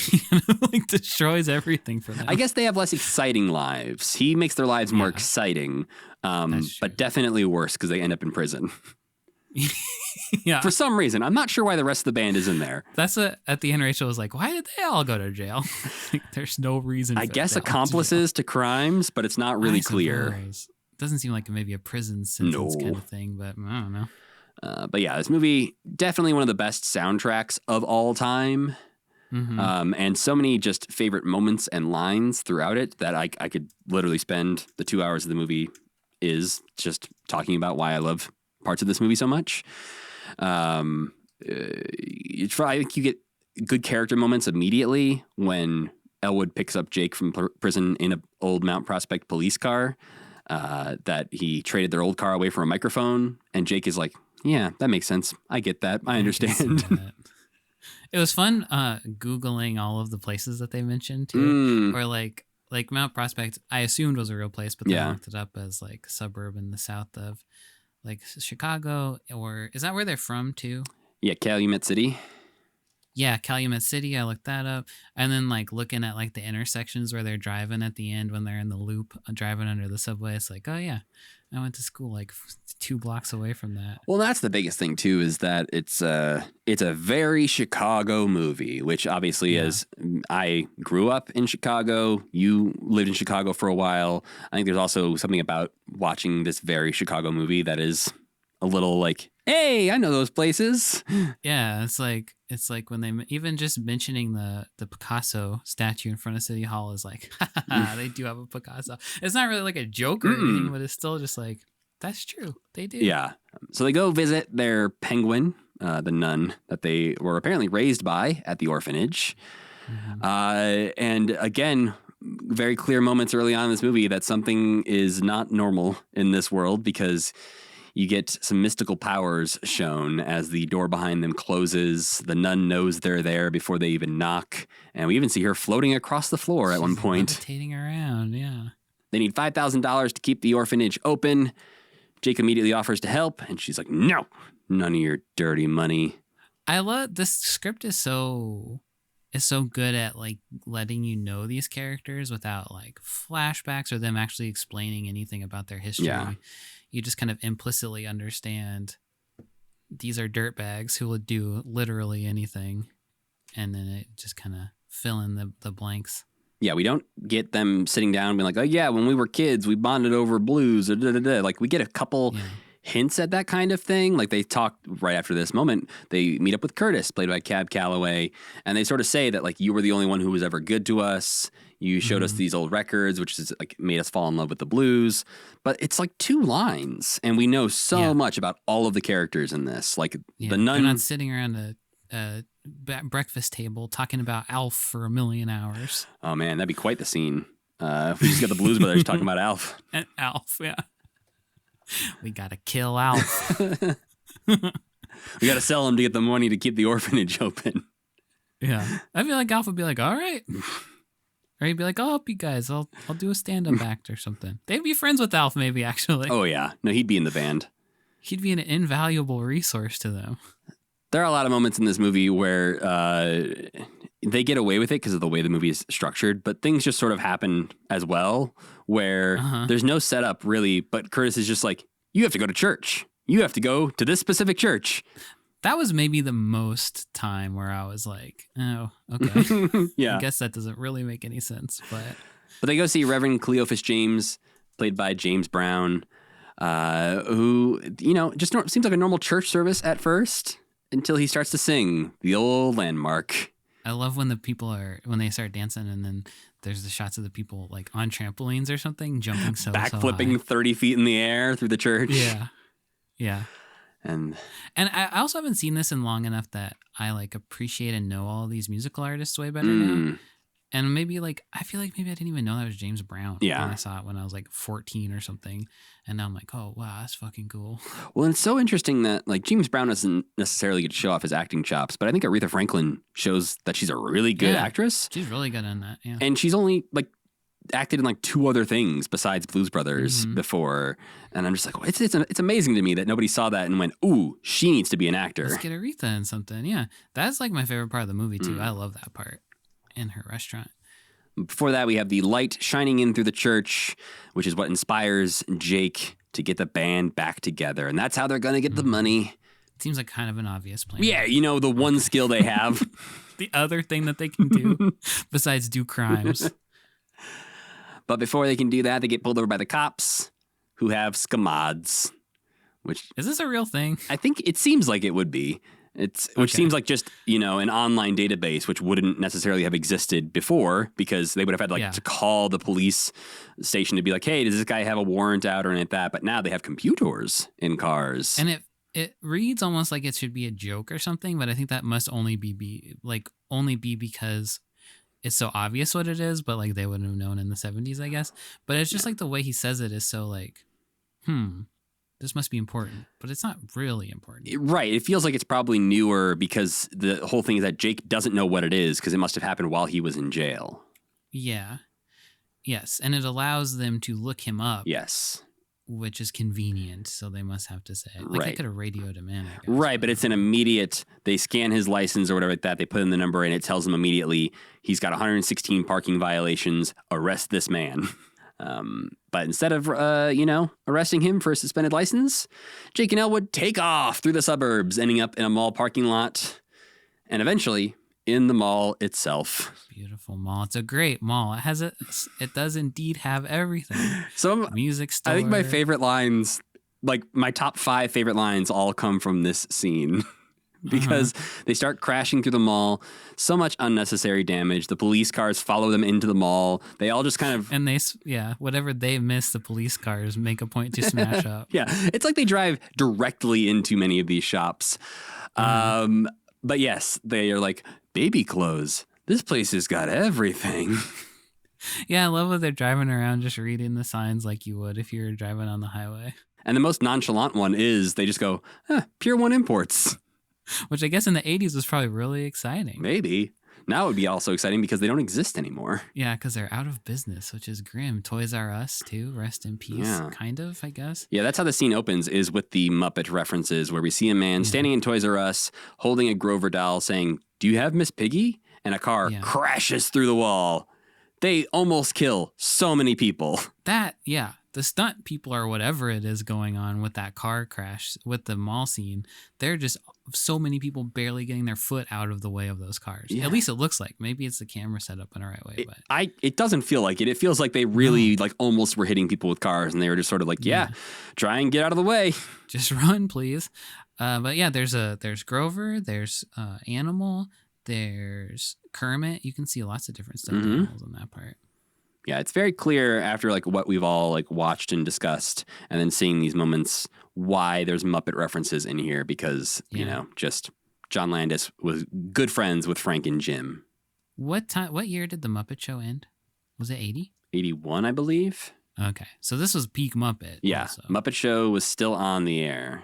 This is when Jake and Elle would get back to Elwood's home, where he is staying. It's a men's only hotel. And, if this movie hasn't been weird enough already, Carrie Fisher pulls out a rocket launcher and attempts to murder them. And this works, too. I love the way that they don't acknowledge any of the things she tries to do to them. Yeah, they get up, they dust themselves off, the music resumes, and they pull the doors off the hinges that she blew up and just go about their day. This movie also, when I was reading the Wikipedia, it was like, by the time they found out what their budget was, they had already spent that amount, is at least what one of the producers at least joked about. Yeah. But it is I think it had the car crash record until one of the G.I. Joe movies or something like that. So it's so funny to just see them it's so excessive in a way that is you wouldn't even be able to do today because they'd just be make a CGI. But the fact that they're just going around Chicago blowing stuff up and smashing cars up. Great. Yeah. Just for reference, this came out the same year and almost had the same budget as Empire Strikes Back. That's so crazy. And adjusted for inflation, it has about the same budget as Oppenheimer. Oh my God. Really? Yeah. That rules. Yeah. And Barbie. Barbie's kind of in the same thing. So Barbie actually costs a little bit more. Barbie is more comparable. To this film. Yeah. There is one point in this movie that I'm a little confused by, and I think have been for a long time. So we get the joke that Jake is like, oh, those cops are going to find us. They're going to track us because they ran your license. And he's like, I put in the wrong address. I put 1060 West Addison, which is Wrigley Field. Yeah. But when they come back to the hotel in the first place, the guy who runs it's like, hey, somebody left a card for you. And it's a card from John Candy's character. Yeah. He's his parole officer. Well, I don't actually. He's somebody's parole officer, I think. But like they know where he is. Yes. Like they know where he lives. They had been to Wrigley Field first. I think he's like, that Wrigley Field? Yes. That was pretty cute. So yeah, I guess I don't know how they found him. And like maybe the cops were just like they went to Wrigley Field and then contacted John Candy and then they found him. But like it's weird that it sells it as if he delayed them by giving them Wrigley Field address, but we don't. But they beat him to where they were going. Yeah. Yeah. But like John Candy was there before the cops. Yeah. So I was just a little confused by that. John Candy's role is a little unclear in the movie. Yeah. He comes across like a cop, but he could be a parole officer, I guess. He's Jake's parole officer. Interesting. Yep. I had never considered that. I knew somehow he was a parole officer. So wait, he's Jake's parole officer. So he checks in at Elwood's place he's living sometime between Jake getting out of jail and them getting back to the hotel. Which is all the same day. And a lot of that day is nighttime, I'm pretty sure. Yeah. So I guess while they were crashing through the mall, his parole officer came to check in on him, already knowing where he was. All right. But Jake didn't even know where Elwood lived at the time. But the parole officer knew. Yeah. So doesn't matter. It's the least important detail in this movie because John Candy and the cops show up the next morning to track them down. But guess who else shows up again? It's Carrie Fisher, who has apparently rigged the building with explosives, explodes the entire building, which collapses on them. Cops, John Candy, and the Blues Brothers all. And I guess everyone in there died. No, they all climb out. They're fine. What about all the other people who live in the fine, hotel? Sam. Okay, everybody's fine. Nobody dies in this movie. Nobody dies except the Nazis. Yeah. Nazis die. Yeah.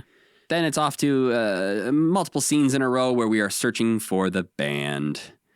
And we find Murph and the Magic Tones, who are 5 members of the band, playing at an airport Holiday Inn. This is where we get to meet Steve Cropper, Donald Duck Dunn, and there's Willie and Tom Malone and just all your favorites. Various levels of charismatic amongst these Blues Brothers band members.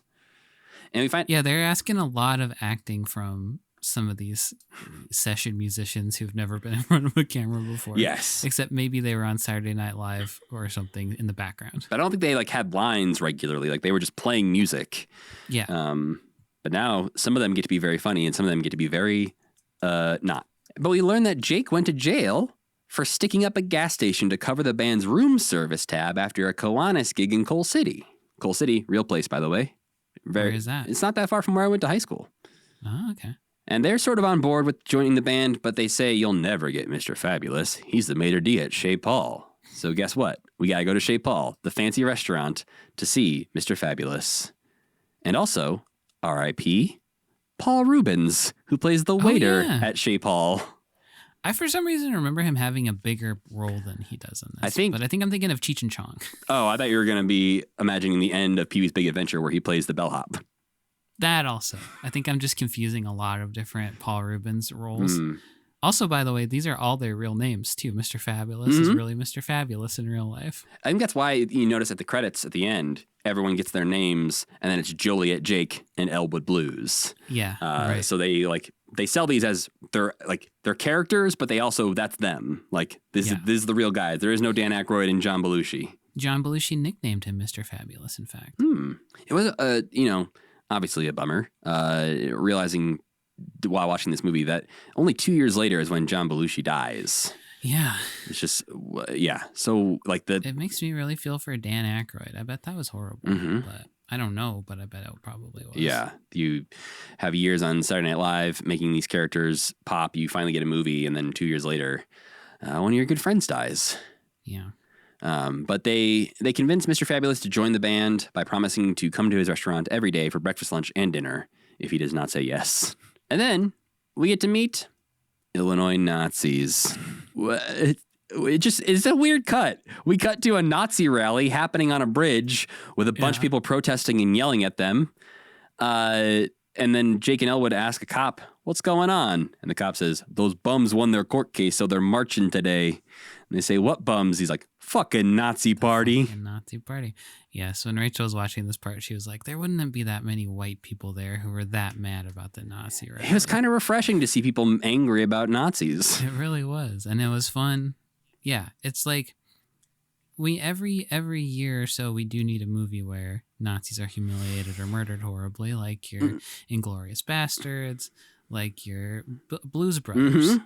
Yeah, whereas like now Nazis protest at Disney World and nobody really bats an eye. Nobody does anything, yeah. And so they just drive through the crowd and drive through the Nazis, forcing them to jump off a bridge into the water, which leads to the Nazis vowing to kill the Blues Brothers. They go get more of the band by meeting up with Matt Guitar Murphy and Blue Lou at down on Maxwell Street, where the market is happening. But they go into the Soul Food Cafe.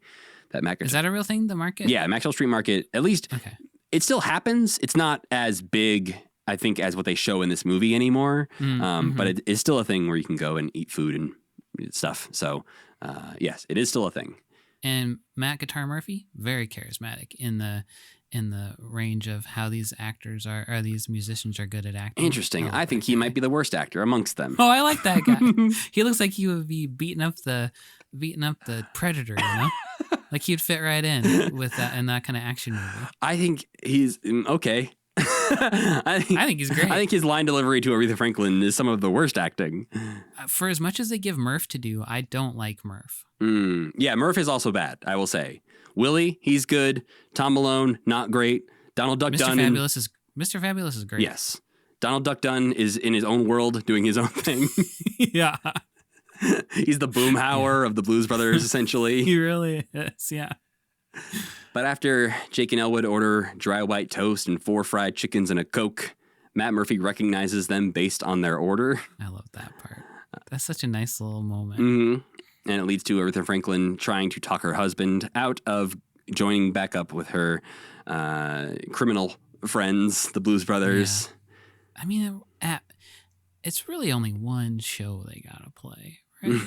Well, it's not pitched I feel like as that. She kind of overreacts a little bit. Well, at this point, no one is told about saving the orphanage. They don't know about saving the orphanage until they get to the big show at the end. Yeah, I guess it's just his dirtbag friends have rolled back up to mess him up. Had Jake and Elwood been clearer about what was the plan here, maybe she would have been more on board of like, oh, you're saving an orphanage? That's fine. Yeah, that's a pretty hard thing to argue against. In Blues Brothers 2000, by the way, they now own, I think that's like a Mercedes or a BMW dealership, and they're like super rich. Oh. And Mac. So they are back. They get back together. They're back. Yeah, together they're still together. Okay, There's, it's like one of her only 2 other moving roles is Aretha Franklin in Blues Brothers 2000. Huh. And I think in that one she might actually sing "Respect" when he wants to leave. In that one, it's so they just redo the whole movie. I was just gonna say it is pretty much the same movie. Okay. That kind of stuff it's like the Ghostbusters. It's like every Ghostbusters movie they make starts with the Ghostbusters being broken up. It's like, just make a movie where they're not broken up at the beginning. You can do it. It's fine. Yeah, I mean, in Blues Brothers 2000, they have to deal with the fact that Jake is dead.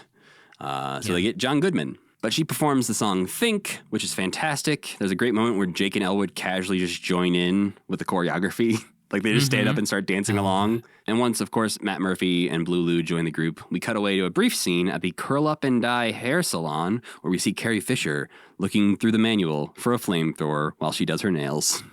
Completely inconsequential scene, but I also love that because it's such a great name for a salon.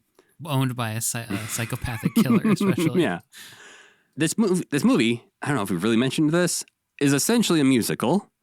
Most of the movie is, if you took out all the musical numbers, it's probably like a 40-minute movie. Yeah, essentially why it's so long is mostly because of how much singing they do. Yeah, but all the singing is so good that you don't want them to cut it out. Yeah, and there are, like in the deleted scenes, there are lots of moments where they did shorten some of the musical acts. And we can talk about it at the end. I think there's some cuts they could have made where they didn't have to cut the musical acts because I think that's like the most important part of the movie, really. Yeah. But speaking of that, the next thing we get is the pawn shop where Ray Charles works. We see a delightful moment where a kid is sneaking in trying to steal a guitar. Delightful. Yeah, sure. Well, delightful in the way Shoots they're a giant gun at him. the cartoonish nature of it, I think, is delightful. And that you have this man who cannot see owning this pawn store, and he senses the young boy coming in to steal his guitar. Yeah. He's a great character. And that's again, like such a good actor for a musician. This is a really good part too. This chunk of the movie is like top-notch movie shit, I would say. Yeah. I love all this stuff. I like his character also, Ray Charles's character, because he seems like such a hard ass, but then at the end they're like, okay, we'll take it. And he's like, I guess I'll have to take an IOU. He knows what's up. But he also tries to con them out of a few things when Murph is trying to be like, hey, it's me. Remember, you sold me a few amps and pianos? He's like, you'll have to remind me. He's like, they were covered in red fur. He's like, oh, yeah. He's like, I'll buy them back for you for $350 a piece. And he's like, I paid $2,000. Yeah, that's a very Muppety part, I feel. Like Kermit would be like, oh, I paid $2,000 for him. But the band is all now back together. They have equipment. They are ready to hit the road. And we are about halfway through this movie. We're about an hour into the movie at this point. Yeah. And they stop at a highway oasis to get some food. But Jake and Elwood are going to go into the phone booth to make a call to Maury, their agent, manager, booker, I guess, who's going to get them a gig. But the moment they walk into the phone booth, you notice, hey, there's a very large tank of propane next to that phone booth. Notably, also, when they walk in, Elwood says to Jake, who are you going to call, Jake? Yes. This is shades of Ghostbusters, yeah, perhaps? 4 years before Ghostbusters was a thing. He said that, and that's where he got the idea. It's like, who am I going to call? What's the most logical answer to that, to my Dan Aykroyd brain? But before they can... So it doesn't seem like they get to make the phone call, because immediately when they get in the phone booth, Carrie Fisher shows up, pulls out her flamethrower with zero hesitation, fires it at them. They explode. The phone booth flies into the air. She peels That's out. Where Bill and Ted got the idea. Exactly. And they crash back down to Earth, totally fine. And they get much more quarters, but then it does seem later like they never bothered to actually place the phone call. Right. We see the Nazis who are trying to track down Jake and Elwood also get tricked by the 1060 West Addison scene. They're standing outside of Wrigley Field. And I feel like maybe today the Cubs wouldn't love the idea of you filming a movie scene with Nazis outside of Wrigley Field. I have a question about that sign. Why does it say prevent fires? Great question. Oh, because of Chicago fire, probably. I mean, that's like 100 years ago. That's true. It says drive safely, prevent fires. I'm sure there was a reason at the time, but I have no idea. Also today they would Google Maps the address and say, they've pulled a fast one on us.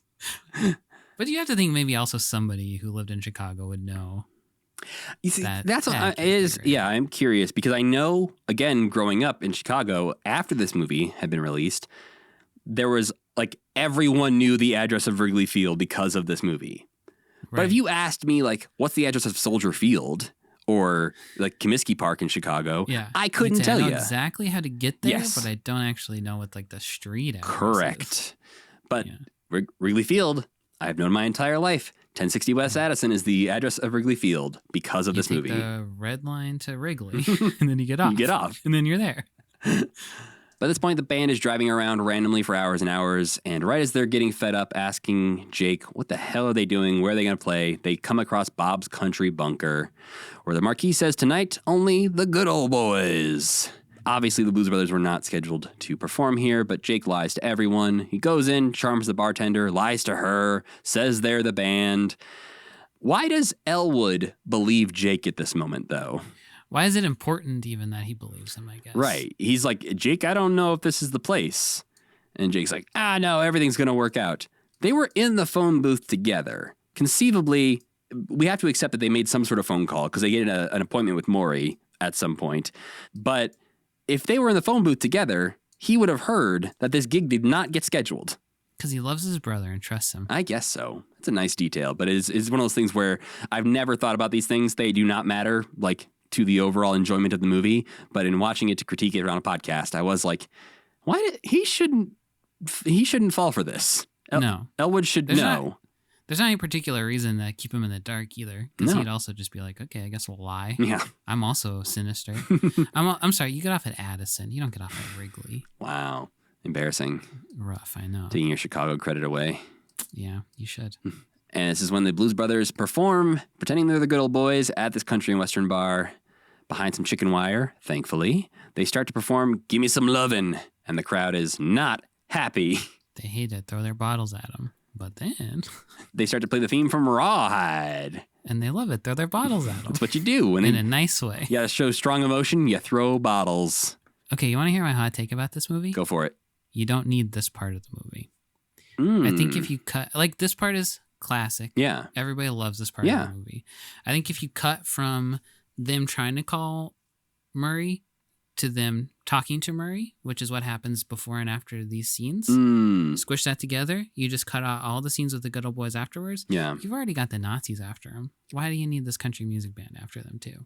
Then you include some of the longer musical acts. Like, you don't cut Cab Calloway's as much. Yeah. I think that would make it flow a little better. Because Interesting. this part is inconsequential to the movie, I would say.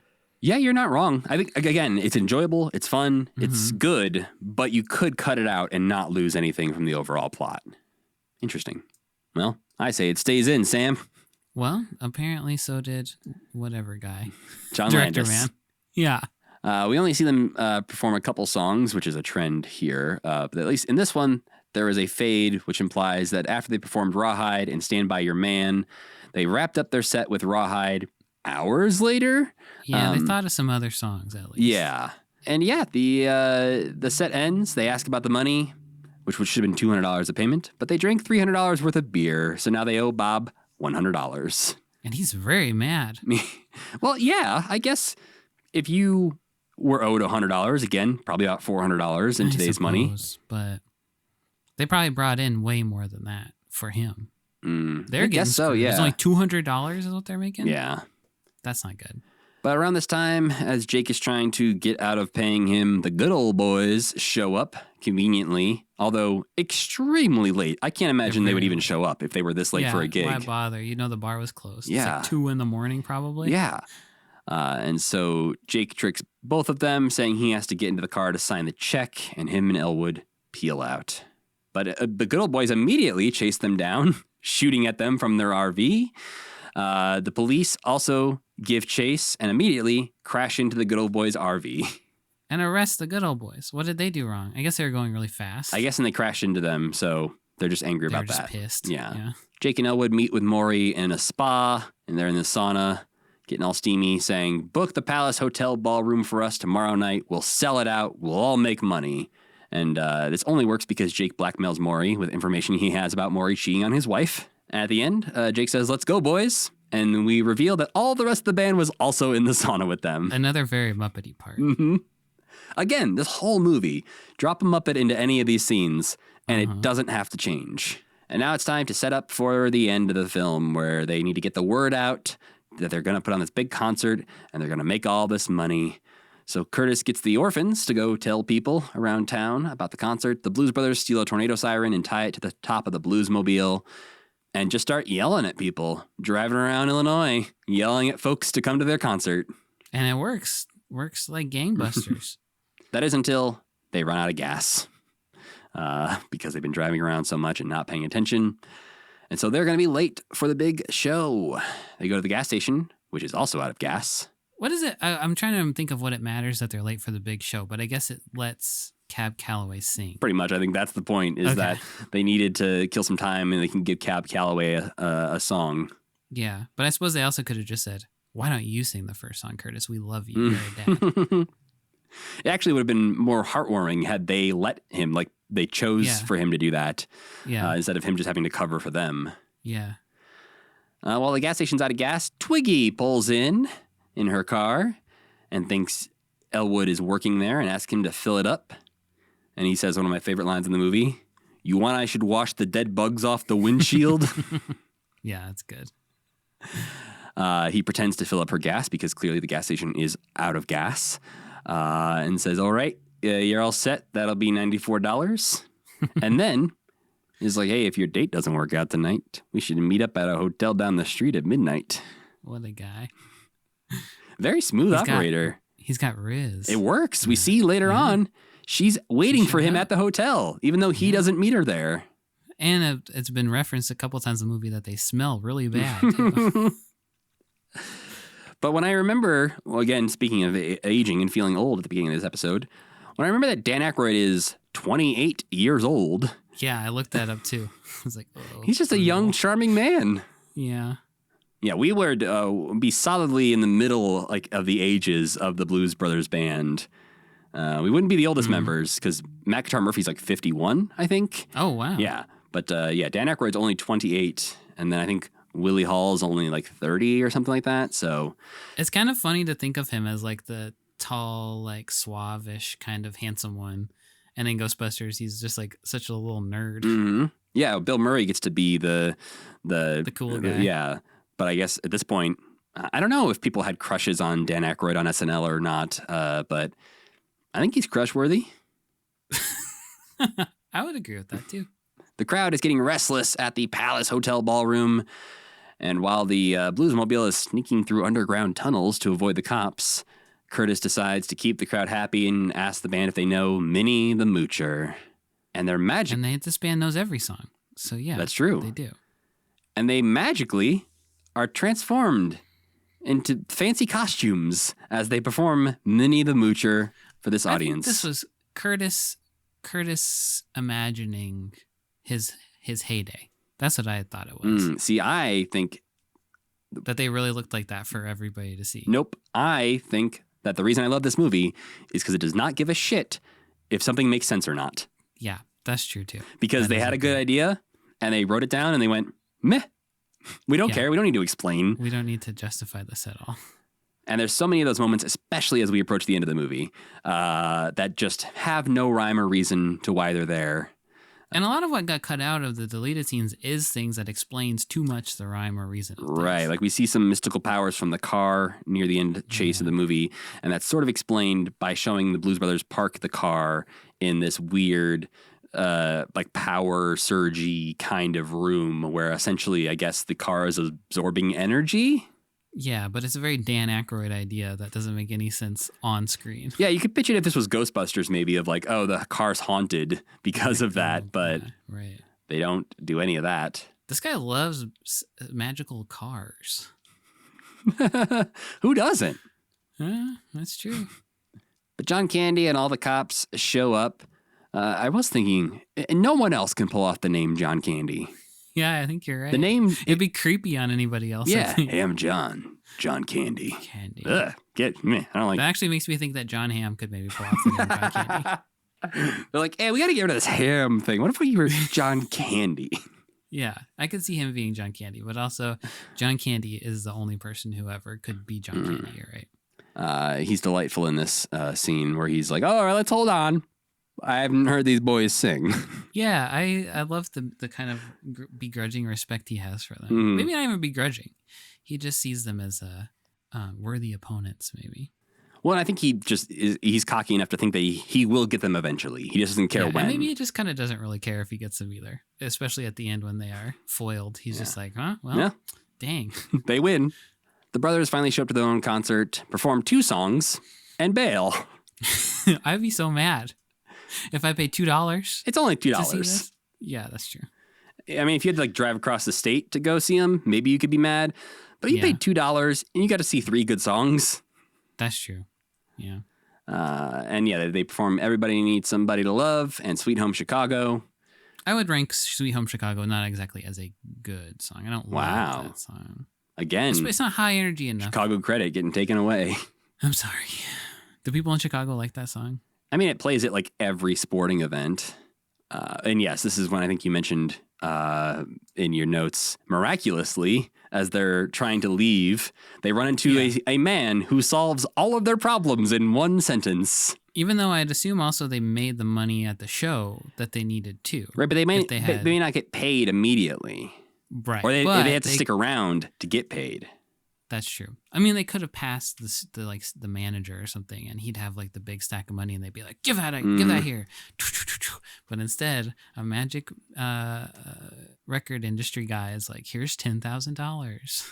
And I conveniently know there's a trap door behind your drummer. Yeah, and he's really nice too, because they're like, give this to the boys in the band and give this to who so and so, and he's like, you got it. The nicest man ever. If only they had said, hey, and take this to the county assessor's office to pay for the orphanage. Surely you have a car and are not wanted by the police. The movie could have just ended there. You'd be like, I'll handle everything. See you guys at the studio tomorrow. We'll record an album. But of course, that's not what happens. Because once they escape, they go down to the tunnels and run in, once again, to Carrie Fisher. And Elwood finally asks the important question, who is that girl? I guess he was absent for this whole chapter of Jake's life. It's a little confusing, because Jake was gone in prison. So if Elwood had had a wife, that he almost a woman that he almost married and stood up at the altar, it would make sense that Jake wasn't around for that. Especially since you see Elwood being a smooth operator. Mm-hmm. Yeah. But this is instead that Jake stood up Carrie Fisher at the altar, and Elwood just doesn't know about this at all for some reason. Seems like they were together for years, potentially. Yeah. I mean, if they're getting married, it seemed like it wasn't like a shotgun wedding situation. They were having a big wedding with her family and everything. It seems like there was a lot of money spent. And very, very odd if you think about it for too long. But don't do that with this movie, because that's not what it's for. He begs for his life. She shows pity on him after he takes off his sunglasses and reveals his handsome eyes. His beautiful eyes. I guess. Yeah. And he kisses her and immediately drops her in the mud. Her part is also kind of unnecessary in this movie, but I do really like her in this movie. I think she was dating Dan Aykroyd too. So Okay. That probably had something to do with it. Even weirder than they would just make Elwood and Just her. make it be Dan. Yeah. And this is where we get the iconic line of the movie where they get in their car and they say, we're 106 miles to Chicago. We got a full tank of gas, half a pack of cigarettes. It's dark, and we're wearing sunglasses. And now we get to see 1,000 cop cars and the good old boys and the Nazis all chasing the Blues Brothers around Chicago.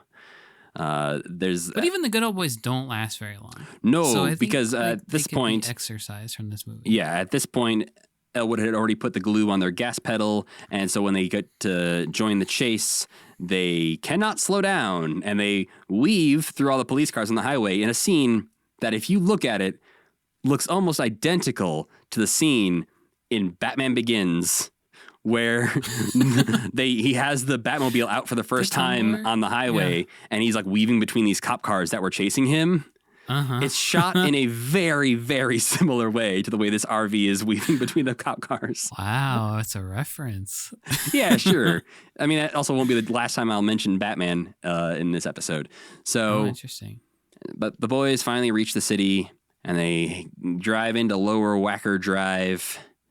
And this Also, Batman hung out down there, too. precisely, this is when I was going to mention Batman again, is because this is where, on The Dark Knight, where Batman and Joker are chasing each other with the semi-truck. And the garbage truck, right? Yes. Isn't there? Yeah. Yeah, the garbage truck gets like slammed into the roof of Lower Wacker Drive. Lower Wacker Drive, a real place in Chicago. There's not much to do down there, except there's the Billy Goat Tavern. You can go eat down there, but mostly it's just for driving. But they are actually driving like 100 miles per hour around Chicago.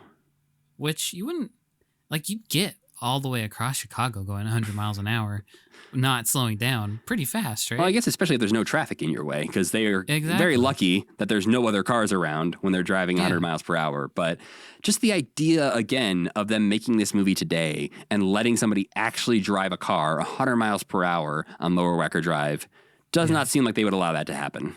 No, there very many things that happen in this that are just like the audacity of these men to be like, we're gonna crash a car into the city hall. Okay? Yeah. Is that okay? And they just like, they drive tanks across the the center, like by the Picasso. While they're doing this, by the way, they're driving like 100 miles per hour underneath the L tracks. There's people on the sidewalks. Like if something went wrong during the filming of this movie, it would have gone extremely wrong. Sort of like when I go back and watch like old F1 races and stuff and see footage from old like 50s and 60s F1 races where they're racing around Monaco and there is no guardrails. No barrier or anything. Yeah, I've seen that kind of stuff too. It's insane. But at this point, the Nazis are chasing them after all the police cars crashed into an intersection. So right now, just the Nazis. That's all we got to worry about. And so they're driving up this highway ramp. Uh-oh, guess what? Ramp isn't finished, Sam. So what do?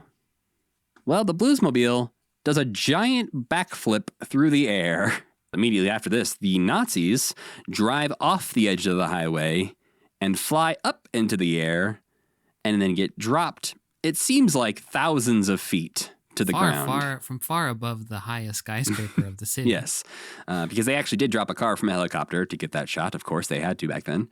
Yeah. And yeah, this is the only people who actually die in this movie, I think, are the Nazis. And finally, the Blues Brothers get to park up at the Cook County Assessor's office. And as soon as they get out of the car, it explodes into a dozen pieces. That's probably the part I laughed the hardest at. When the car is just like, it doesn't even explode. It just kind of goes, boom. Yeah. But this is like, basically this becomes like a 6-star wanted level in Grand Theft Auto moment. Yeah. Where the SWAT team, the cops, the firemen, and the tanks and helicopters all show up to catch the Blues Brothers here. They get up to the city clerk's office to find a sign that says back in 5 minutes. Which isn't really a problem. Not really, because they just wait, and then he shows up, and he's played by Steven Spielberg. Why? Just because. Because this man likes to put his friends in his movies. Yeah. And so they pay him money for the orphanage. Problem solved, except, they get arrested immediately. Yeah. And the movie ends as they're all playing Jailhouse Rock in prison. And the band is there too for, as we said, kind of unclear reasons. Yeah, not sure why they got arrested. Nothing wrong. But they did. Maybe for the bar tab. Maybe. For $100 they arrested a whole band. Yeah. So Sam, if you had to rate that movie, what would you rate it? Well, if I'm going by Fraggle Rock out of 4, I'd say 4. Yeah. I like that movie a lot. It's so fortunate that I think basically entirely like dodges a lot of the like really disgusting things that it like. It's not a very particularly problematic movie in a way that's like you're not embarrassed to show it to people that you might be for several other 80s movies or even Project ALF. Yeah. No, it has aged incredibly well. And I hope, if you are listening to this and have never seen Blues Brothers, I would suggest giving it a shot. I think it's worth giving a watch. Yeah, it's almost a bullshit 70s movie, but it also is enough of an 80s movie. And it just really keeps cooking the whole time. It never slows down or has an opportunity to get boring. And I think the Blues Brothers as characters are so great. I think they're so like, they're simultaneously like blank slates, but also so full of like weird eccentricities that they're just like very fun to watch. And you just want to spend time with them. Well, Sam, I guess it's time for us to go back and talk about ALF some more because it's time for our Muppet of the Week. ALF is an acronym. We talked about this. It stands for Alien Life Form. He is the Melmacian alien named Gordon Shumway, and was the star of the TV show ALF and its 2 animated spin-offs, ALF the Animated Series and ALF Tales. He was also obviously in Project ALF and hosted the short-lived talk show ALF's Hit Talk Show. What the hell is ALF Tales? ALF Tales was ALF in fairy tales. So like retelling classic stories, but with ALF for some reason. I hate that kind of stuff mostly because I think about how boring it would be to work on a show like that. I also think it's just one of those where you fully misunderstood this character. Yeah, exactly. If you think that's a good idea. Yeah. The first one is about his Melmac years. So yeah, that's fine. Yeah. But ALF debuted in 1986 on ALF. But Paul Fusco actually created him in 1984 as a character that he was trying to get off the ground. And he performed him as recently as a few years ago on Young Sheldon, where there's a little aside showing ALF. Ah. And basically, Sheldon's sister writes a fan letter to ALF, and we see ALF getting the letter. It's like, so like ALF's real, I guess, in the Big Bang Theory verse. Cool. But he also did the voice of ALF on a Simpsons couch gag this year. Oh. So he's still out there doing ALF at like 70 years old. ALF does have some family members. I think we've learned about them mostly from the animated series. But there's Bob Shumway, his father, Flo Shumway, his mother, Curtis Shumway, his mother, and Augie Shumway, his sister. I guess you can assume that they all die also. Presumably, yeah. And he also has a girlfriend named Rhonda. I think she's one of the aliens that talks. I think she's one of the Melmacians who talks. Oh, she's to in him the TV show? Okay. I'm pretty sure. Yeah, like Rhonda, Skipper, Stella, and one other one who I'm seeing on this list are the ones who talk to him. Okay. Well, apparently leading up to the show, Fusco was very secretive about the character. He didn't want anyone to acknowledge that Alf wasn't an alien. That's one thing that I have thought about a lot is that they do the Fraggle thing definitely where like he probably does maybe, but I've never seen Alf be like, oh yeah, there's a guy under here or anything like that. Like they do keep him very, he's real. He is real. Which when you look up Alf questions, there are people asking questions about like, was Alf a puppet? Was there a guy in Alf? Is Alf real? There's some basically the Alf Wikipedia page is so much longer than you might imagine, just about Alf himself. There's some fun facts I got to share. To avoid wear and tear on the Alf puppet, they invented a Ralph, which stood for either rehearsal alien life form or repulsive alien life form, which was like a crude early version of Alf that they would use for rehearsals and then switch back to real Alf for recording. Something I found interesting was that Paul Fusco, and I don't know if he's left-handed or right-handed, but he apparently used his left hand in Alf's head and his right hand for Alf's right hand, which is the backwards way that like Jim Henson would do Rolf, would have his right hand in Rolf's mouth. So like it's more of like, do you want dexterity in the hand or in the mouth? Which I think the puppetry on Alf isn't always the best, so maybe that's why. Yeah, he doesn't have a huge range, I would say. Yeah. But as part of performing Alf, he would also have a second puppeteer, usually Lisa Buckley, who was responsible for controlling the left hand. And then you'd have off-screen Bob Fapiano, who would operate the eyes and other facial features via remote control. Oh, with the remote control. And he's also, I believe, the guy who built Alf. I think we mentioned earlier, but Paul Fusco based Alf's initial voice on Rolf the dog, but gave up because, it was too hard on his voice. Sure. During the first season of the Alf TV show, whenever Alf had to be in full body shots, they would use actor Mishu Mazzaro, who was only 33 inches tall, in an Alf costume to do the running around. But apparently Mazzaro became too costly, and the regular Alf puppet would be used for all the scenes on the show after that. So they stopped doing full body Alf eventually. Full body Alf's a little scary, I would say. He looks too real. Like full body Piggy in like Mistake Manhattan, not convincing. Scary in a different way, but full body Alf is kind of like, is Alf real? Yeah. I have to know the answer to this. But that was not the only change they made to the series through the years. Apparently, because the show became popular with children, Alf only drank alcohol in the first season. Alf would love beer. Mm-hmm. I think him and Spuds MacKenzie feel like colleagues to me. Oh, they would like each other a lot. They both hate cats. Mm-hmm. And apparently, relating to the cats, they had to stop the whole eating cats thing at some point because Alf tried to microwave Lucky, the family cat, and that caused a child to try and microwave his own cat. That's not good. No. Yeah, okay. And similarly, in another episode, Alf used an electric mixer while in the bathtub. Oh, that's really bad. Yeah, which caused a child to try and do this because I guess it was a zany adventure. And so in future airing of the episodes, they edited that part out. And it also needs to learn a lesson. Yeah. They added a PSA featuring Alf explaining the dangers of such actions. Good. They got to use their damn brains when they're doing this stuff. Yeah. I think they were making basically an adult puppet show, but did not think about that kids would also watch it. Apparently at one point, Alf was invited to the White House by First Lady Nancy Reagan. Oh boy. Did he go? He at least Paul Fusco went. I don't know if he brought Alf. But apparently, Ronald Reagan told Fusco that Alf was his favorite TV show. Probably reminded him of his friend Bonzo. I also feel like he probably told everyone that all their shows were his favorite TV show. Except they hated The Simpsons. That's true. Well, Alf has appeared dozens of times in TV shows, commercials, everything through the years. If you look up Paul Fusco's IMDb, you'll just see Alf, like every couple of years in something. It's crazy that they hated The Simpsons and liked Alf. Alf is like Homer and Bart combined. I'm guessing they didn't watch Alf. They saw Alf and they liked the look of Alf. They maybe didn't like watch The Simpsons either. Maybe No, they were just told. Those guys, they love each other. The Simpsons. all the way back in 2012, Paul Fusco was pitching a CGI live-action hybrid film for ALF, don't do that. which has Why never not become a just do thing. puppet? Great question.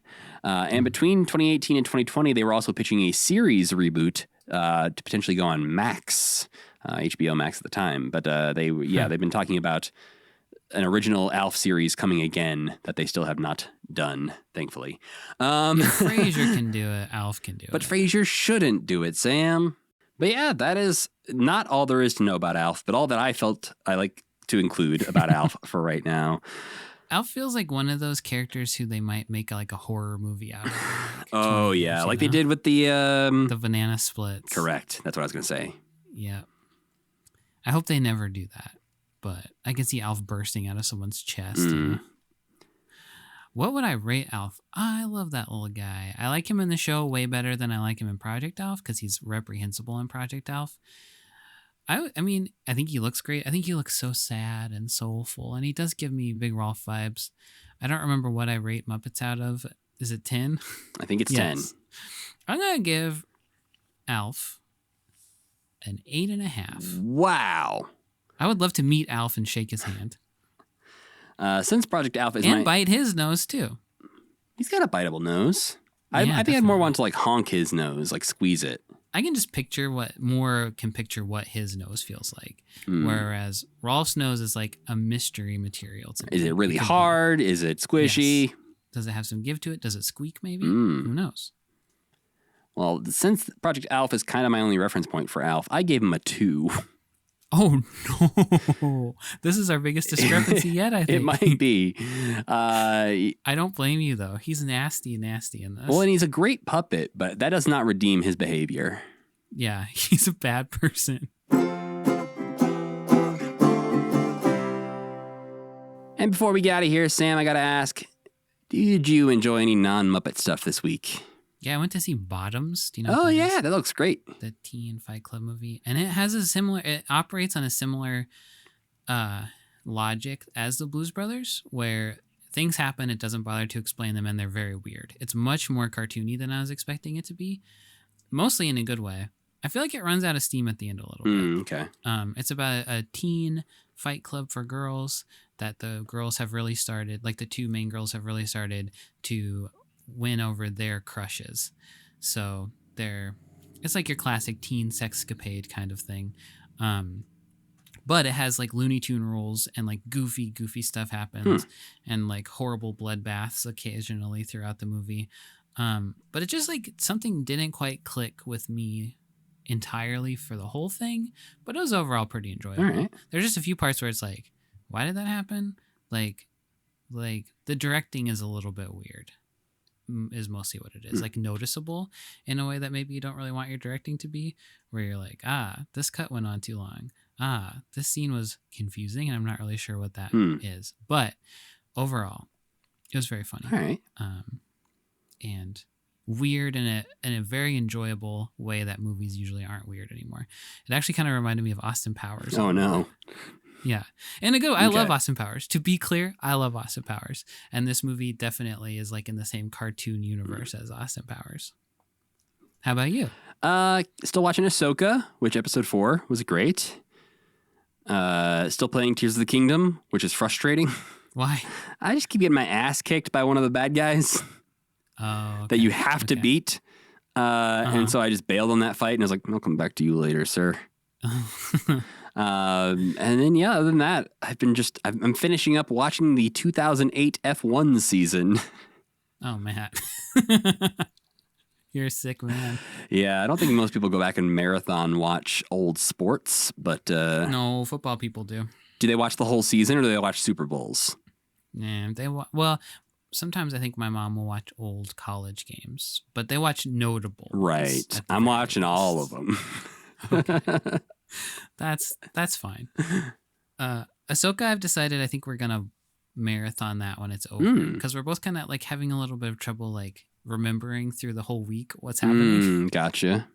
But I do really like it. I just want to give it like the attention it deserves. Yeah. No, I'm excited. I think episode 3 was like a little slow for me, but episode 4 picked up, and I think I'm happy it's an 8-episode series and not a 6-episode series. Because when Obi-Wan was going and it got to like episode 4, I was like, really? You only got 2 episodes left to wrap this up, guys. Yeah, this is not enough that time was for pretty rushed. a fleshed out story. Whereas this being halfway done is promising. Well, before we get out of here, we got to tell you what we'll be watching next week as 2 old 36-year-old men. Next time, we'll be discussing Fraggle Rock Season 3. We're going back as we discuss 3 more episodes titled Home is Where the Trash Is, Believe It or Not, and Wembley and the Mean Genie. Oh, what? Yeah. Please don't hurt him. But that's not all, because we will also have the Muppets and Jim Henson appearing on Night of 100 Stars 2, which we've got a couple small clips to watch from that of Jim looking incredibly awkward, having to be performative on stage. Oh, no. Let him have his puppet. He looks a little out of his element. But that's next time. For now, we need to thank our friend Tuna for making music for this podcast and Cassie Wilson for singing our theme song. Don't forget to go to commitment.com or commitmentstuff.com if you want to pick up some commitment merch, join our Patreon, any of that fun stuff. If you want to contact us, you can send us an email to mail@commitment.com or check us out on social media @commitmentpod, where you can also follow me @Matthew Gatos. And I'm Sam Schultz. And as always, keep believing. Keep pretending.